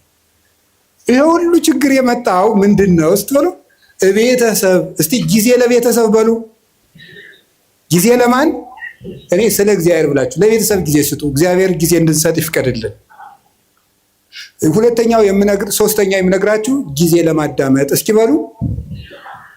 አቤት ለማዳመጥ ጊዜ ስጡ። አሁን ብዙ ሰው አይሰማም። እንደውም አንዳንድ ጊዜ እኔ እንዲሁ በአማርኛ ልንገራችሁ፣ እንዲሁ በአማርኛ አሁን እኔ ራሴ በግሌ ለምክር ብዙ ምዕመናንን አገኛለሁ። 1 ሰዓት ያወሩኛል። ዝም ብዬ ማለት 1 ሰዓት ያወሩና 10 ደቂቃ መፍትሄ መናገር ሲጀምር ራሳቸውን ማልከክ ይጀምራሉ። ታሟል እኮ ሰው በጣም ታሟል። እንዲሁ እናቴ እንዲሁ መናገር ነው የሚፈልገው። በቃ ተናግሮ ብቻ መሄድ። እንዲሁ አንዳንድ ጊዜ 2-3 ሰውም ታዝብ ያውቃሉ። ተናግሮ ምንም መፍትሄ ሳልነግረው እግዚአብሔር ይስጥልኝ አባ ደህና ያዋሉ ብሎ ይላል። እኔ ምን አድርጌለት ነው የሰው የሚመርቀኝ? ለምንድን ነው ስትሉ ሰው የሚናገርበት ሜዳ አጥቷል ማለት ነው። የሚናገርበት ሜዳ አጥቷል። ስለዚህ አዳምጡት እና ማዳመጥ ጀምሩ። እግዚአብሔር ስንት ጆሮ ነው የሰጠን? ንገሩኝ እንጂ ስንት አፍ ነው የሰጠን? እንዴ ምን ማለት ነው? ብዙ አዳምጣችሁ ስንት ተናገሩ ነው? 1 ተናገሩ ነው። 2 ስማ 1 ተናገር ነው። እስቲ በሉ 2 ስማ በሉ። እናንተ ደግሞ 100 ማውራት 1 ማዳመጥ፣ 1 ማሰብ 100 ማውራት ነው። ይሄ የወሬ ሱስ ደግሞ ሰው አሁን እኮ ሁሉም ሰው ቲክቶከር የሆነው እቤት የሚሰማው ስላጣ ነው። እቤት የሚሰማው ስላጣ እዚያ እየወጣ መለፍለፍ፣ ዝም ብሎ ድንችም እየበላ መለፍለፍ፣ በቆሎም እየበላ መለፍለፍ። ለምንድን ነው ይሄን ሁሉ ያመጣው ስትሉ ሰው ኧረ በሞት ያዳምጡ። እኔ እኮ እውነቴ ነው። ማዳመጥ ይኸው ያዕቆብ መልእክት ምዕራፍ 1 ቁጥር 19 ላይ ኩን ፍጡነ ለሰሚ ወጉንዶ ለነቢብ፣ ሰው ሁሉ ለመስማት ለማዳመጥ የፈጠነ ለመናገር የዘገየ ይሁን ይላል። ለማዳመጥ የፈጠነ ለመናገር የዘገየ ይሁን። የሰው ልጅ ብዙ የማዳመጥ የምታዳምጡ ከሆነ ሰው ይወዳችኋል። ከሰው ጋር የመኖር ጥበብ አንዱ ማዳመጥ ነው። እንደውም ልንገራችሁ፣ ሰዎች የት ይገኛሉ ብላችሁ ብትጠይቁ እኔ ልንገራችሁ የት እንደሚገኙ። አንደኛ የሚበሉበት ቦታ ነው የሚገኙት። ሁለተኛ የሚሰሙበት ቦታ ነው የሚገኙት። የሚሰሙበት ቦታ። ሶስተኛ የሚወደዱበት ቦታ ነው የሚሄዱት። አራተኛ የሚከበሩበት ቦታ ነው የሚኖሩት። ሰዎችን ብትፈልጓቸው የምታገኙት ከዚህ ነው የምታገኟቸው። ወይ ከሚሰማቸው ሰው ነው ሩጠው የሚሄዱት፣ ወይ ከበሉበት ቤት ነው የሚገኙት፣ ወይ ወደሚያከብራቸው ሰው ነው የሚሄዱት፣ ወይ ወደሚወዳቸው ሰው ነው የሚሄዱት። ከቤትም ጥለውን የሚወጡት 4ቱን ሲያጡ ነው። ወይ አልሰማቸው ስንል፣ ወይ አልወዳቸው ስንል፣ ወይ አናከብራቸው ስንል። ጥለውንም የሚሄዱ በዚህ ነው፣ ወደኛም የሚመጡ በዚህ ነው። ስለዚህ ይሄ እንዲኖረ ምን ማድረግ? ማዳመጥ። ከቃሉ ጋር ናችሁ? ምን እንደሚባል ራሱ ማዳመጥ በትክክል የማዳመጥ ችሎታው የማዳመጥ መንገድ እንግዲህ ተማሩ። እናቱ ምንድነው? ሳይቃወሙ መስማት፣ ሳይተረጉሙ መስማት፣ መልስ ሳያዘጋጁ መስማትም ይባላል። ሳይተረጉሙ መስማት፣ ምንም አትተርጉሙ። ዝም ብላችሁ ሰውየውን ዝም ብሎ የሚያፈሰው ኖሬ ስሙ። አይ ወሬው የማይረባ ስለሆነ ጅልጅል ሰው ማዳመጥ አለብን እንዴ? ጥያቄ ልመልስላችሁ። አንድ የገዳም መምኔት ነበረች እና የገዳሙ እናቶች ተሰብስበው ምን አሏት? እናታችን አቤት፣ ሰው የማይረባ ወሬ ሲያወራን ዝምን ብለው እንስማ፣ እንዴት እናርጋል? ወይ ጥለን እንሂደን። ከሰው ቤት ሄዳችሁ የሚረባ የማይረባ ምግብ በአንድ ላይ ቢያቀርቡላችሁ ምን ታደርጋላችሁ አለቻቸው። የሚመስለንን በልተን እግዚአብሔር ይስጥልን ብለን እንመጣለን አሉ። እንግዲያውስ ሰው የፈለገውን ቢለፈልፍ የሚመስላችሁን ያዙ፣ ሌላውን ለራሱ ጥላችሁ ኑ እንጂ ስሙት አለች። እንዲህ ብላ መለሰች። መንፈስ ቅዱስ ያደላት ሰው ነበረች። እሷ ሚያዝያ 11 ቀን ስንክሳር ላይ የምትውል እናት ናት። እንዲህ ብላ የመለስላቸው።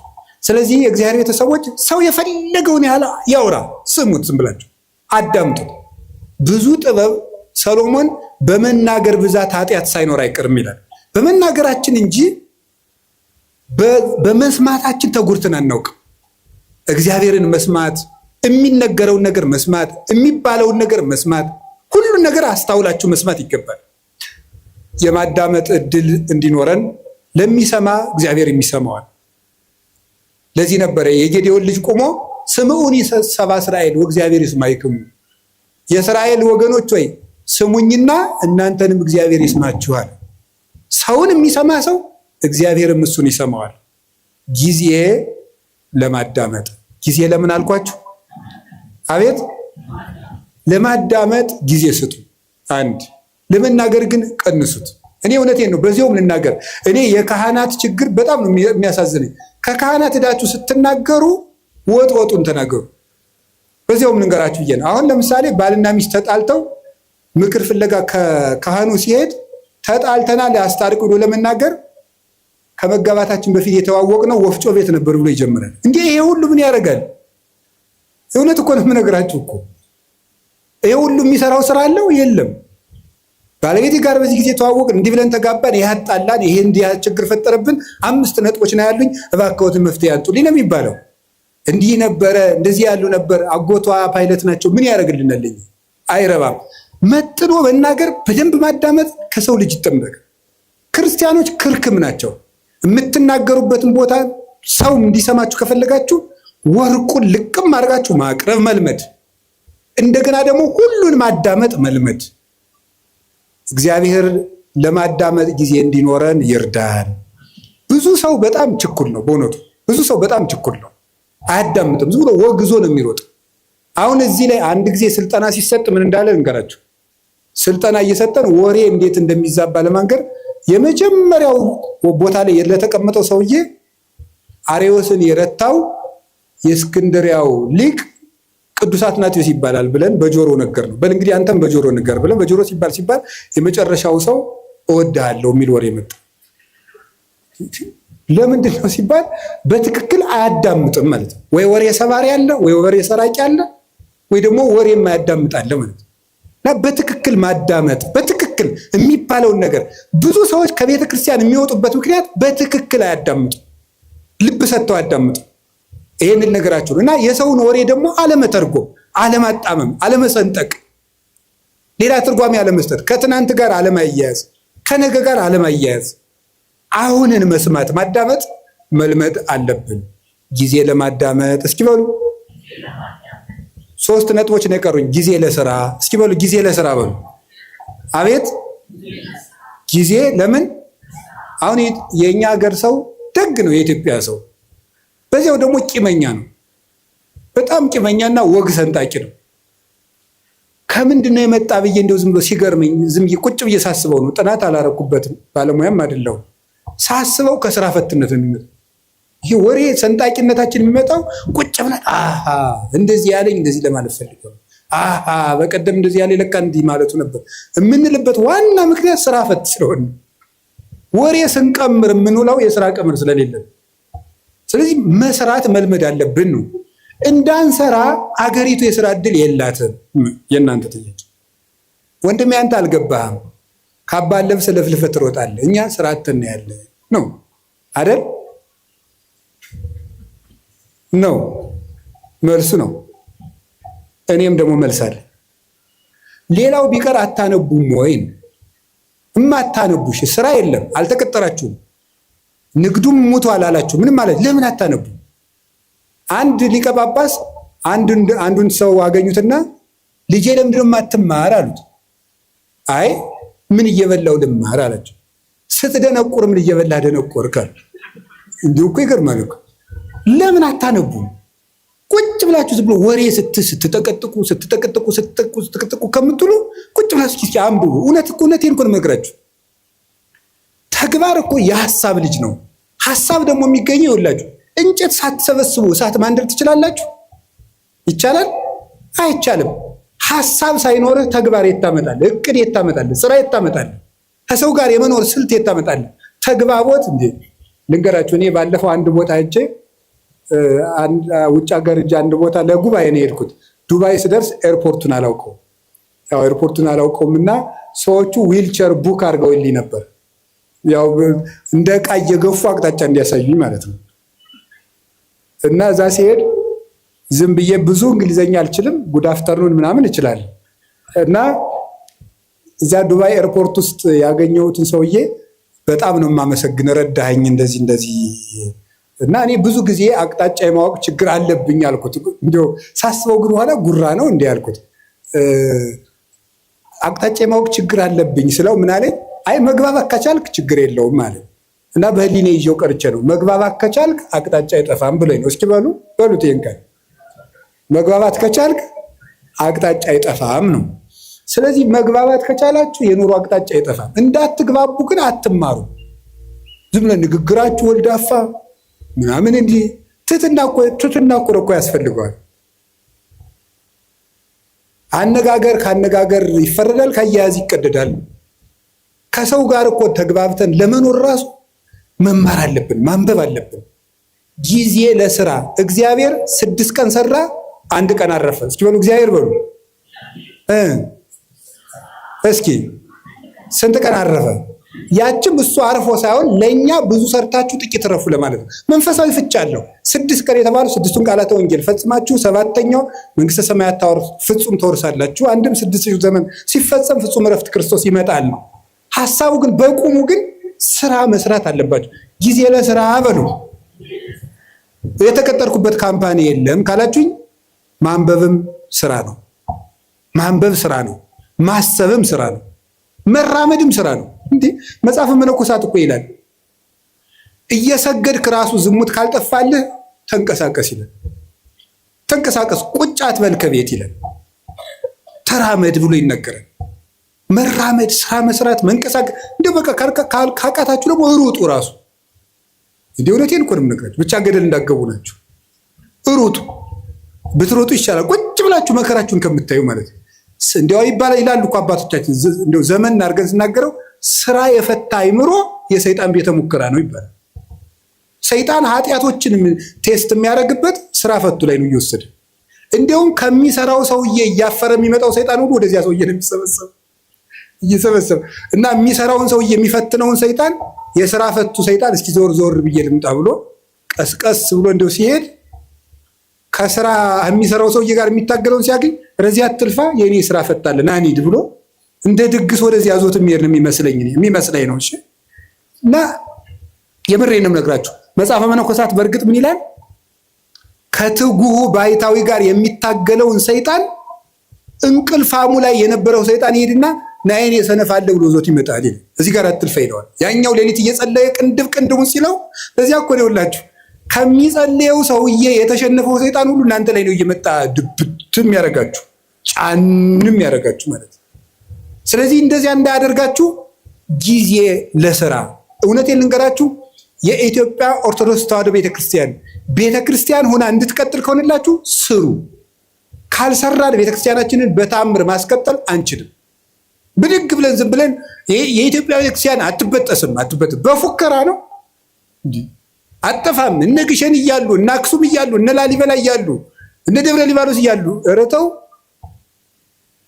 እነ ቅዱስ ቶማስ ራሱ የሰራቸው የህንድ ቤተክርስቲያን ጌታችን ኢየሱስ ክርስቶስ አካሉን በእጁ የዳሰሰው ጌታዬ አምላኬ ብሎ የጠራው ድንግል ማርያም ስታርግ መንገድ ላይ ያገኛት ቶማስ የሰራቸው 8 ቤተክርስቲያኖች ያሉባት ህንድ እኮ 5ቱ በሌላ እጅ ሆነው ዛሬ 3ቱ ብቻ ነው የቀሩት።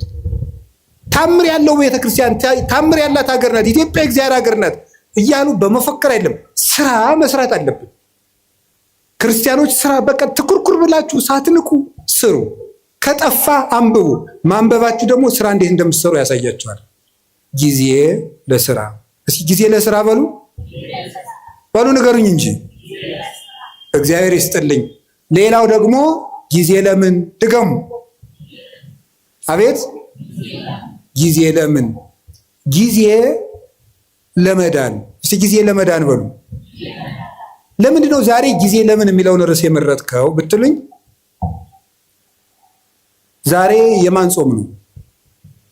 አቤት የነነዌ ጾም ነው። የነነዌ ጾም ስንት ቀን ናት? 3 ቀን ለምን የተጠቀሙ ሰዎች ናቸው? የነነዌ ሰዎች ለመዳን የተጠቀሙ ሰዎች ናቸው። ጊዜ ያያችሁ እንዴት እንደሚጠቅም። በስንት ዓመት ያጠራቀሙትን የኃጢአት ግም 3 ቀን ተጠቅመው ነው ያፈረሱት ማለት ነው። ጊዜ እንዴት እንደሚጠቅም 3 ቀን እንዴት እንደጠቅም 3 ቀን ሀገር አዳነች። እኛ አሁን 50 60 ዓመት ሀገር ማዳን አቅቶናል። 3 ቀን ግን ሀገር አድኗል። ሀገራችን እንድትድን እኛም እንድንድን ከፈለግን ጊዜውን እንጠቀምበት። ለምን? ለመዳን። የመዳን ቀን ዛሬ ነው፣ ከዛሬም አሁን ነው አይደል? ሁለተኛ ቆሮንቶስ ምዕራፍ 6 ቁጥር 2 ላይ ወናሁ ዮም ዕለተ አድኑ በዕለት ሪት ሰማዕከ ወዕለተ መድኃኒት ረዳእከ ወናሁ ዮም ዕለተ አድኑ። በተመረጠች ዓመት በተመረጠች ቀን እሰማሃለሁ። የመዳን ቀን ዛሬ ናት፣ ከዛሬም ደግሞ አሁን ነው። ሰይጣን እንዳንድን ድነት ማለት ምን ማለት ነው? በኦርቶዶክሳዊ አስተምሮ መዳን ማለት ከቅጣት ማምለጥ ማለት አይደለም። ምን ማለት ምን ይመስላችኋል? መዳን ማለት ከእግዚአብሔር ጋር መዋሃድ፣ ቲኦሲስ ማለት ነው በግሪኩ። ከእግዚአብሔር ጋር መዋሃድ፣ ሱታፌ አምላክ፣ ከእግዚአብሔር ጋር መኖር ነው መዳን ማለት። ድነት ማለት ይሄ ነው። አሁን አንዳንድ ሰዎች እኔ ድኜ ጨርሻለሁ ይላል። እንዴ ከእግዚአብሔር ጋር መኖር የሚያበቃ ነገር ነው? መዳን ማለት ከእግዚአብሔር ጋር መኖር። ከእግዚአብሔር ጋር መኖር ደግሞ ሁልጊዜ የሚቀጥል ነገር ነው። እግዚአብሔርን የሆነ እንደ ዕቃ የሆነ ተቀብለ ነው በቃ ምን እንለዋለን? ሁልጊዜ አብረነው ምን ኖረው። ከእግዚአብሔር ጋር መኖርን ጧትም ማታም ጧትም ማታም ጧትም ማታም ለመዳን መጠቀም አለብን። ሰይጣን ምን እንደሚያደርግ ልንገራችሁ። አንዱ መሰረታዊ የሰይጣን ተንኮል ጊዜ ከሰጠን ነገ ስለዚህ ልነግራችሁ እችላለሁ። አንዱ የሰይጣን መሰረታዊ ተንኮል እንድንዘገይ ማድረግ ነው። እንድንዘገይ፣ ለምሳሌ ከመታረቅ እንድንዘገይ ያደርገናል። ሳምንት እንታረቃለን፣ የዛሬ ወር እንታረቃለን እንዳል ቂም ሆኖ ይቀራል ማለት ነው። ማዘጌት። ቁርባን እናቀዳለን፣ እንድንዘገይ ነው የሚያደርገን። ይኸውላችሁ የማቴዎስ ወንጌል ምዕራፍ 25 ላይ እንደተጻፈው መንግስተ ሰማያት 10 ደናግል ትመስላለች ተባለ። ከዛ 5ቱ ጠባበኞች ናቸው፣ 5ቱ ሰነፎች ናቸው። 5ቱ ዘይት ይዘዋል፣ እነዚያ ዘይት አላዙም፣ ተኙ። ሙሽራው መንፈቀ ሌሊት መጣ፣ እነዚያ ግን ዘይት አልነበራቸውም። ሊገዙ ሄዱ። ተመልሰው ሲመጡ ምኑ ነው ቆያቸው? በሩ ተዘግቶ። የእነዚህ ሰዎች ከፍተኛ ችግር ምንድን ነበር? መዘግየት ነበር። መዘግየት ነው በር ያዘጋባቸው። ዘይት የተባለች ፍቅር፣ ልጅነት፣ ትሕትና ናቸው። እነዚህን በጊዜ ያላዘሰው በር ከተዘጋ በኋላ ይሮጣል። በሩ ሳይዘጋ ነገ ቆርባለሁ፣ ሳትቆርቡ በሩ ይዘጋል። ክርስቶስ መብረቅ እያብለጨለጨ የሚመጣበትን ጊዜ አይደለም። ለእኛ ምጽአታችን ምናችን ነው? የምንሞትበት ቀን። በሩ ይዘጋል። ሳንቆርብ ይመጣል፣ ሳንታረቅ ይመጣል፣ ሳንጸልይ ይመጣል፣ የቀማነውን ሳንመልስ ይመጣል፣ የበደልነው ሳንክሰው ይመጣል፣ እንደተዝረከረክን ይመጣል። የነዚህ ሰዎች የነነዌ ሰዎች ትልቁ ነገራቸው ወዲያው ጊዜን ተጠቅመው መወሰናቸው ነው። እስከ 3 ቀን ድረስ ነነዌ ትገለበጣለች አለ። ወዲያው ትገለበጣለች ሲባል ንጉሱም ከዙፋን ወረደ፣ ሕፃናትም ጡት ተው፣ ከብቶችም እንዳይጠቡ ተደረገ። ወዲያው በ3 ቀን እግዚአብሔር ምሕረት ሰጠ። ያን ምሕረት ያገኙት በጊዜው በመወሰናቸው ነው። መታረቅ ካለባችሁ ዛሬ በቃ ከዛሬ በኋላ ይበቃችኋል። መቁረብ ካለባችሁ ካልቆረባችሁ አሁን ለቁርባን መዘጋጀት ነው። ለቁርባን አሁን ነው መወሰን ያለብን፣ መጸለይ ያለብን አሁን። እስቲ ጊዜ ይስጡኝ፣ እስቲ እንዲህ ያለ ይስጡኝ። እስከ መቼ ነው ጊዜ የሚሰጠን? እስመ እግዚአብሔር መፍቀሬ ሰብ ሎቱ ስብሐት ይትዔገስ ኩሎ ጊዜ። በልብ መታሰቡ በቃል መነገሩ ስሙ ከፍ ከፍ ይበልና ሰውን የሚወድ እግዚአብሔር ዘመን አስፍቶ ወራት አብዝቶ ለንስሐ ይሰጣል ይላል። ቅዱስ ዮሐንስ ዘእስክንድርያ ሃይማኖተ አበው ምዕራፍ 52 ቁጥር 26 ላይ ሲነገር ወራት አስፍቶ የሰጠን ለንስሐ ነው፣ ለመዳን የሰጠን እንጂ እንጨቃጭቅበት አይደለም። ስለዚህ የእግዚአብሔር ቤተሰቦች እኔ የምነግራችሁ ነገር እውነቴን ነው። እኔ እንግዲህ የምትነግዱት ነግዱ፣ ጊዜ ለዚህ ስጡ፣ ለመዳናችሁ ጊዜ ስጡ። ምንድነው? ምን ስናደርግ ነው? ስናነብ መጽሐፍ ቅዱስ። ምንድነው ስናደርግ ነው? ንስሐ አባታችን ጋር ስንገናኝ፣ ስንጸልይ፣ ከቤተ ክርስቲያን ጋር ያለን ግንኙነት ጥብቅ ሲሆን ጊዜ ለመዳን እንጠቀምበት። እግዚአብሔር የመዳን ጊዜ ሰጥቶናል። ክርስቶስ ከተወለደ ጊዜ ጀምሮ ያለው ጊዜ የመዳን ጊዜ ነው። በመድኃኒት ቀን እየታመምን ያለን ደግሞ እኛ ነን። በመዳን ቀን ሰው ይታመማል። ሐኪም እያለ ይታመማል። ሰላም እየሰለት ሰው ይታወቃል እንዴ? ንግሥተ ሳባ ትትነሳ ወትትፋታ ለዛት ትውልድ። የሳባ ንግሥት ተነስታ ይችን ትውልድ ትፋረዳታለች። እስመ መጻት እምጽንፈ ምድር ከመ ትራይ ጥበቦ ለሰሎሞን። የሰሎሞንን ጥበብ ልታይ ከዚህ ከምድር ዳርቻ ከኢትዮጵያ አንስታ ተጉዛለችና ዘየአቢም ሰሎሞን ሀሎ ዜ ከሰሎሞን የሚበልጥ ጌታ ዛሬ እዚህ አለ። ሰላም በሌለበት ዘመን ጥረዋል። እኛ ግን ባለበት ዘመን ነው። እንጀራ እያለ ነው እየተራብን ያለው። ውሃ እያለን የሚጠማን፣ መድኃኒት ተወልዶልን ነው የምንታመመው። የመዳን ቀን ዛሬ ነው። የመጨረሻ ድነት ለራስ። እስኪ በሉ ድገሙኝ እንጂ ድነት ለማን? ለራስ። እዚህ ላይ የምጠቅሳቸው ጌታችን ኢየሱስ ክርስቶስ ከመጾሙ ከማስተማሩ በፊት ስንት ቀን ጾመ? ባሉ ነገሩ እንጂ 4 ቀን። ብዙ ምን ማለት ነው? ከማገልገላችሁ በፊት ለራሳችሁ ጊዜ ይኑራችሁ ለማለት ነው። ዮሐንስ መጥምቅ 6 ወር ከመስበኩ በፊት ስንት ዓመት በረሃ ነበር? 30 ዓመት በረሃ ነበር። ብዙ ሰዎች ለራሳቸው ጊዜ ሳይኖራቸው ለሰው አገልጋይ ሆነው ይመጣሉ። ለራሱ ጊዜ የሌለው ሰው የሚያገለግለውን ሰው ጨምሮ ይጎዳል እንጂ አይጠቅም። ቅዱስ ጳውሎስ ጌታችን ኢየሱስ ክርስቶስ ካነጋገረው በኋላ 3 ዓመት በአረብ በረሃ ኑሮ ለራሱ ጊዜ ሰጥቶ አዳምጦ ያስተምር ሄደ። ለራስ ጊዜ።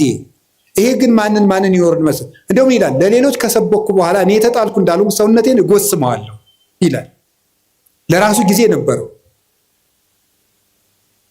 ጌታችን ኢየሱስ ክርስቶስ ሲያስተምር ውሎ ማታ ደብረ ዘይት የሚያድረው ሰው እያገለገላችሁ ለራሳችሁ ጊዜ ይኑራችሁ ለማለት ነው። ለራሳችሁ ጊዜ ይኑራችሁ። አባታችን አቡነ ተክለ ሃይማኖት ምድርን ሁሉ ሲያገለግሉ ከኖሩ በኋላ መጨረሻ ላይ የተናገሩት አንድ ቃል ነበር። መቅረዝ ቢጠፋ ማን ያበራለታል? ጨው አልጫ ቢሆን ማን ያጣፍጠዋል? እኔ ዙሪያ ሀገሩን ሁሉ ጨው አረኩት፣ እኔ ግን አልጫ ሆንኩ ወዮልኛል። መጨረሻ ላይ ገርል እንዳልቀመሰ ሰው ይላቸዋል። ገርል እንዳልቀመሰ ሰው እንደገና ደግሞ በአንድ እግራቸው ቆመው ክርስቶስን ፍቅሩን እየፈለጉ መጋደል ጀምሮ ይላል። ይሄ ለራስ ጊዜ መስጠት ነው። ይሄ ማንን ይመለከታል? እኔን፣ የቤተ ክርስቲያን ሰዎችን። ከዛ ሰዓት ማንን ይመለከታል? አስተባባሪ ብዙ ጊዜ ለራሱ ጊዜ የለውም። በዚህ ቁጭ በል ምናምን እንደዚህ በል ምናምን እንደዚህ። ይሄ በማህበር የሚደራጅ ሰንበት ተማሪ አይቆጡኝም፣ በጣም ነው የምንዋደደው። ሰንበት ተማሪ ለራሱ ጊዜ ያጣል። በቃ መዝሙር ይዘምራል፣ ሌሊት ያድራል፣ እንዲህ ይላል፣ ከበሮ ይመታል፣ ያስተባብራል። ለራሱ ጊዜ የለም። እዚህ ወጣቶችም ትኖራላችሁ፣ የጥምቀት አንጣፊዎቹ ለራሳችሁ ጊዜ ይኖራል። ለታቦቱ ጊዜ ሰጣችሁ፣ ማታ የሀገራችን ሰው ምን ይላል? ስትፈጭ ውላ አቦካች ባተላ ይላሉ። እንደዚህ ነው ማለት ነው። ስለዚህ ለራስ ጊዜ መቼ ነው የሚኖረን? ሁልጊዜ አስተባባሪ ግን እንዳሉ ለከብቶች እያጠጣ እሱ ግን ይበሰብሳል ይባላል። ከብቶችን ያጠጣና ያረካቸዋል፣ እሱ ግን እየበሰበሰ ነው የሚሄደው። ስለዚህ ውሃን መሸከም ለመለምለም ከሆነ ጥሩ፣ ለመበስበስ ከሆነ ግን ጥቅም የለውም። ለራሳችን ጊዜ ይኑረን። ጌታ ለሐዋርያት ያላቸው እንዲህ ነበር፣ ለራሳችሁ ተጠንቀቁ፣ ለራሳችሁ ዕቀቡ ርእሰክሙ ኢታክብዱ ልበክሙ። ለራሳችሁ ተጠንቀቁ፣ ልቡናችሁን በመብል በመጠጥ በመቀማጠል አታክብዱት፣ ለራሳችሁ ጊዜ ስጡ ነው ያላቸው። ለራሳችሁ። ቅዱስ ዮሐንስ አፈወርቅ ደግሞ ምንድን ነው የሚለው? አንተ ሰው ከቤት በድን እያለ የሰው በድን ልትቀብር ከሰው ልቅሶ አትሄድም። የራስህ ቤት እያፈሰሰ የሰው ቤት ልትከድን አትሄድም። መጀመሪያ የራስህን በድን ላውጣና ቅበር። መጀመሪያ ራስን ቤት ክደን እዛ ሌሎችን ቤት የሚያፈሰው ልትከደን ትሄዳለህ ይላል። ስለዚህ ለራሳችን ጊዜ እንዲኖረን ያስፈልጋል። ይሄ ዓለም ልንገራችሁ፣ እውነቴን ነው የምነግራችሁ የእግዚአብሔር ቤተሰቦች፣ እየገባችሁ እንደሆነም እንዳልሆነም አላውቅም። ወይ በጊዜም ይገባችኋል። ጨርሻለሁ፣ መጨረሻዬ ነው። አሁን የምንኖርበት ዓለም የ21ኛው ክፍለ ዘመን ወደፊትም የሚመጣው ዓለም ምንድን ነው የሚያደርገን ካላችሁኝ፣ ለራሳችን ጊዜ እንዳይኖረን ነው የሚያደርገን። ጊዜ እንዳይኖራችሁ ያደርጋል። ሌላው ቀርቶ እየተሳሳታችሁ እንደሆነ እንዳይገባችሁ ጭምር ነው የሚያደርገው። የምታስቡበትን ጊዜ ነው የሚያሳጣችሁ። እንዲሁ መቼ ነው ስል የምታስቡ ለመሆኑ ታስባላችሁ? ልንገራችሁ አንድ ነገር ማለት ነው። እንዲያውም አነብላችሁ ነበረ። እኔ ያው እንደናንተ ስልክ እጠቀማለሁ። ይሄ ሰፊ ስልክ መጽሐፍም አለው ስልኬ። እና አንድ ሰው ምን አለኝ፣ ኤአይ የሚባል መታልና ይጠቅመዎታል አንዳንድ ጥያቄ ቢጠይቁት አለኝ። እሺ ብዬ የሆነ ቀን የሆነ ጥያቄ ጠየቅኩትና ማብራሪያ ሰጠኝ። አላ ያ የሰጠውን ማብራሪያ ኮፒ ፔስት አድርጌ ኖትቡክ ላይ ገለበጥኩና ተመልሼ ፕሊስ ዲፋይን ኢት ኢን ዲቴል አልኩት ብየዋለሁ። የለም የላይኛው ኖት ምኑን አይለኝም።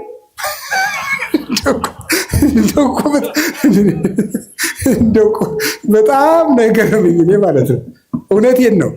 እግዚአብሔር በሚያውቀው ስልኬ ላይ አንስቼ አስቀምጨዋለሁ። እንደዚህ ያለውን ነገ ካገኘሁት አነብላችኋለሁ።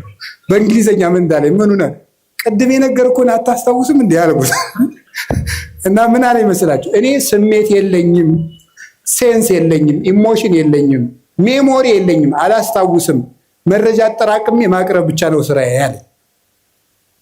ከቃሉ ጋር ናችሁ? ይኸው እንደዚያ ነው ማለት ነው።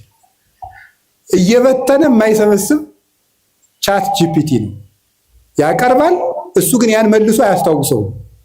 እንደዚያ ናችሁ እናንተ። በቃ ትበትናለህ፣ የምትሰበስበው ግን የለም። ቀኑን ሙሉ ሌቱን ሙሉ በትናችሁ መጨረሻ ላይ ግን ዘወር ስትሉ እጃችሁ ላይ ምንም ጠብ ያለ የህይወት ጠብታ የለም።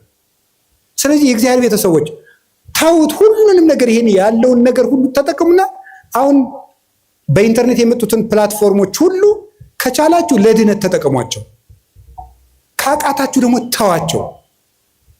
አንዳንድ ጊዜ ሰይጣንም ያታልላችኋል። ምን እያደረገ አይ በቃ እንዴ መረጃ እኮ ጥሩ ነው ይላል። ወይ ጉድ! እኔ ልገራችሁ፣ አንድ ሰው መረጃ ሲሰበስብ ቢያንስ ሁለት ዓላማ ይዞ ነው መሰብሰብ አለበት። አንደኛ ለነፍሱ የሚጠቅመውን ነገር፣ ሁለተኛ ለኑሮው የሚጠቅመውን ነገር። ከሁለቱ ውጭ የሆነ ነገር ላይ በማዳመጥ ጆሮአችሁ መደንቆር፣ አይምሯችሁ መደንዘዝ የለበትም። ምን በወጣን እንዴ! ሰዎች እኮ እንደው አሁን እኮ በሉ ተውት፣ ሁሉ እንዲያወዱት አሉ፣ ሆድ ባዶ ይቀራል። ስለዚህ ለራሳችሁ መቼ ነው ጊዜ የምትሰጡት? አሁን ስታነቡም ኢንተርኔትን ብታዳምጡ፣ ቲክታክን ብታዳምጡ፣ ፌስቡክ፣ ዩቱብ ብታዳምጡ ወይ ለነፍሳችሁ ወይ ለእንጀራችሁ። እስቲ በሉ ወይ ለነፍሳችን በሉ። ከዛስ ወይ ለኑሯችሁ አዳምጡ። ከዛ ውጭ ተውት። ለራሳችሁ ጊዜ ይኑራችሁ። ለራሳችን ጊዜ እንዲኖረን እግዚአብሔር ይርዳን። ርዕሱ ብዙ የሚያስነግር ነው። ለዛሬ እንዳይመሽ ብፁዕ አባታችንም ሌሎች አባቶችን ማስቀምጨን ሁሉም ለፈልፍ ጊዜ ለምን ዘርዝሩን እንጂ ላይ ከላይ ጀምራችሁ ጊዜ ለእግዚአብሔር፣ እሺ፣ ጊዜ ለስራ፣ እሺ፣ አቤት፣ ጊዜ ለቤተሰብ፣ ሌላስ፣ ጊዜ ለማዳመጥ፣ ሌላስ፣ አቤት፣ ጊዜ እና በዩቲዩብ ሁሉ የሚያወራውን ሰው አትስሙት። ከተጣሉኝ የሚጣል አሁን እንትና አቶ እንትና እውነቱን አፈነዱት ይላል። ምንም የፈነዳ ነገር የለም። አትስሙ። በቃ እንደዚህ አፈነዱት፣ ዘለቁት፣ አፍረጠረጡት የሚል ነገር አትስሙ። በቃ እውነት ብቻ የምትሰሙበትን ምንጭ ለይታችሁ ስሙ። እስከ መጨረሻው ጨርሼ የምናገርበት ምክንያት ትውልዱን የሚጠፋን እንደው እኮ ይገርማል። አሁን ቅድም በነገርኳችሁ መሰረት ያን ኤአይ የሚባለውን ሰውዬ ወደፊት ለኦርቶዶክሳውያን ፈተናችን ምን ሊሆን ይችላል ብዬ ጠየቅኩት። እመቤቴን ከልቤ የምነግራችሁ አንዱ ኤአይ ነው አለኝ። ከልቤ እኮ ነው የምነግራችሁ ማለት ነው። አንዱ የኦርቶዶክሳውያን ፈተና ኤአይ ነው ብሎ ራሱ አልነገረኝም። ገርሞኛል ይህ ሰውዬ ብዬ። ኤአይ ሰውዬ አይደለም፣ ደንቆሮ ነው እንዲያባ እንዳትሉ። ስለዚህ አሁን የምነግራችሁ ነገር የእግዚአብሔር ቤተሰቦች ለጊዜ ለቤተሰብ ጊዜ ለማዳመጥ የሚረባችሁን አዳምጡ፣ የማይረባችሁን ተውት። ቀጥሎስ ጊዜ ለመዳን በሉ። ለመዳን ጊዜ እንዲኖረን ደግሞ መጨረሻ ላይ ጊዜ ለማን? ጊዜ ለራስ። እግዚአብሔር ጊዜ ይስጠን። ጊዜ የሰጠን እግዚአብሔር ከምስጋና ይግባው። ወስብሐት ለእግዚአብሔር። ይቆየን።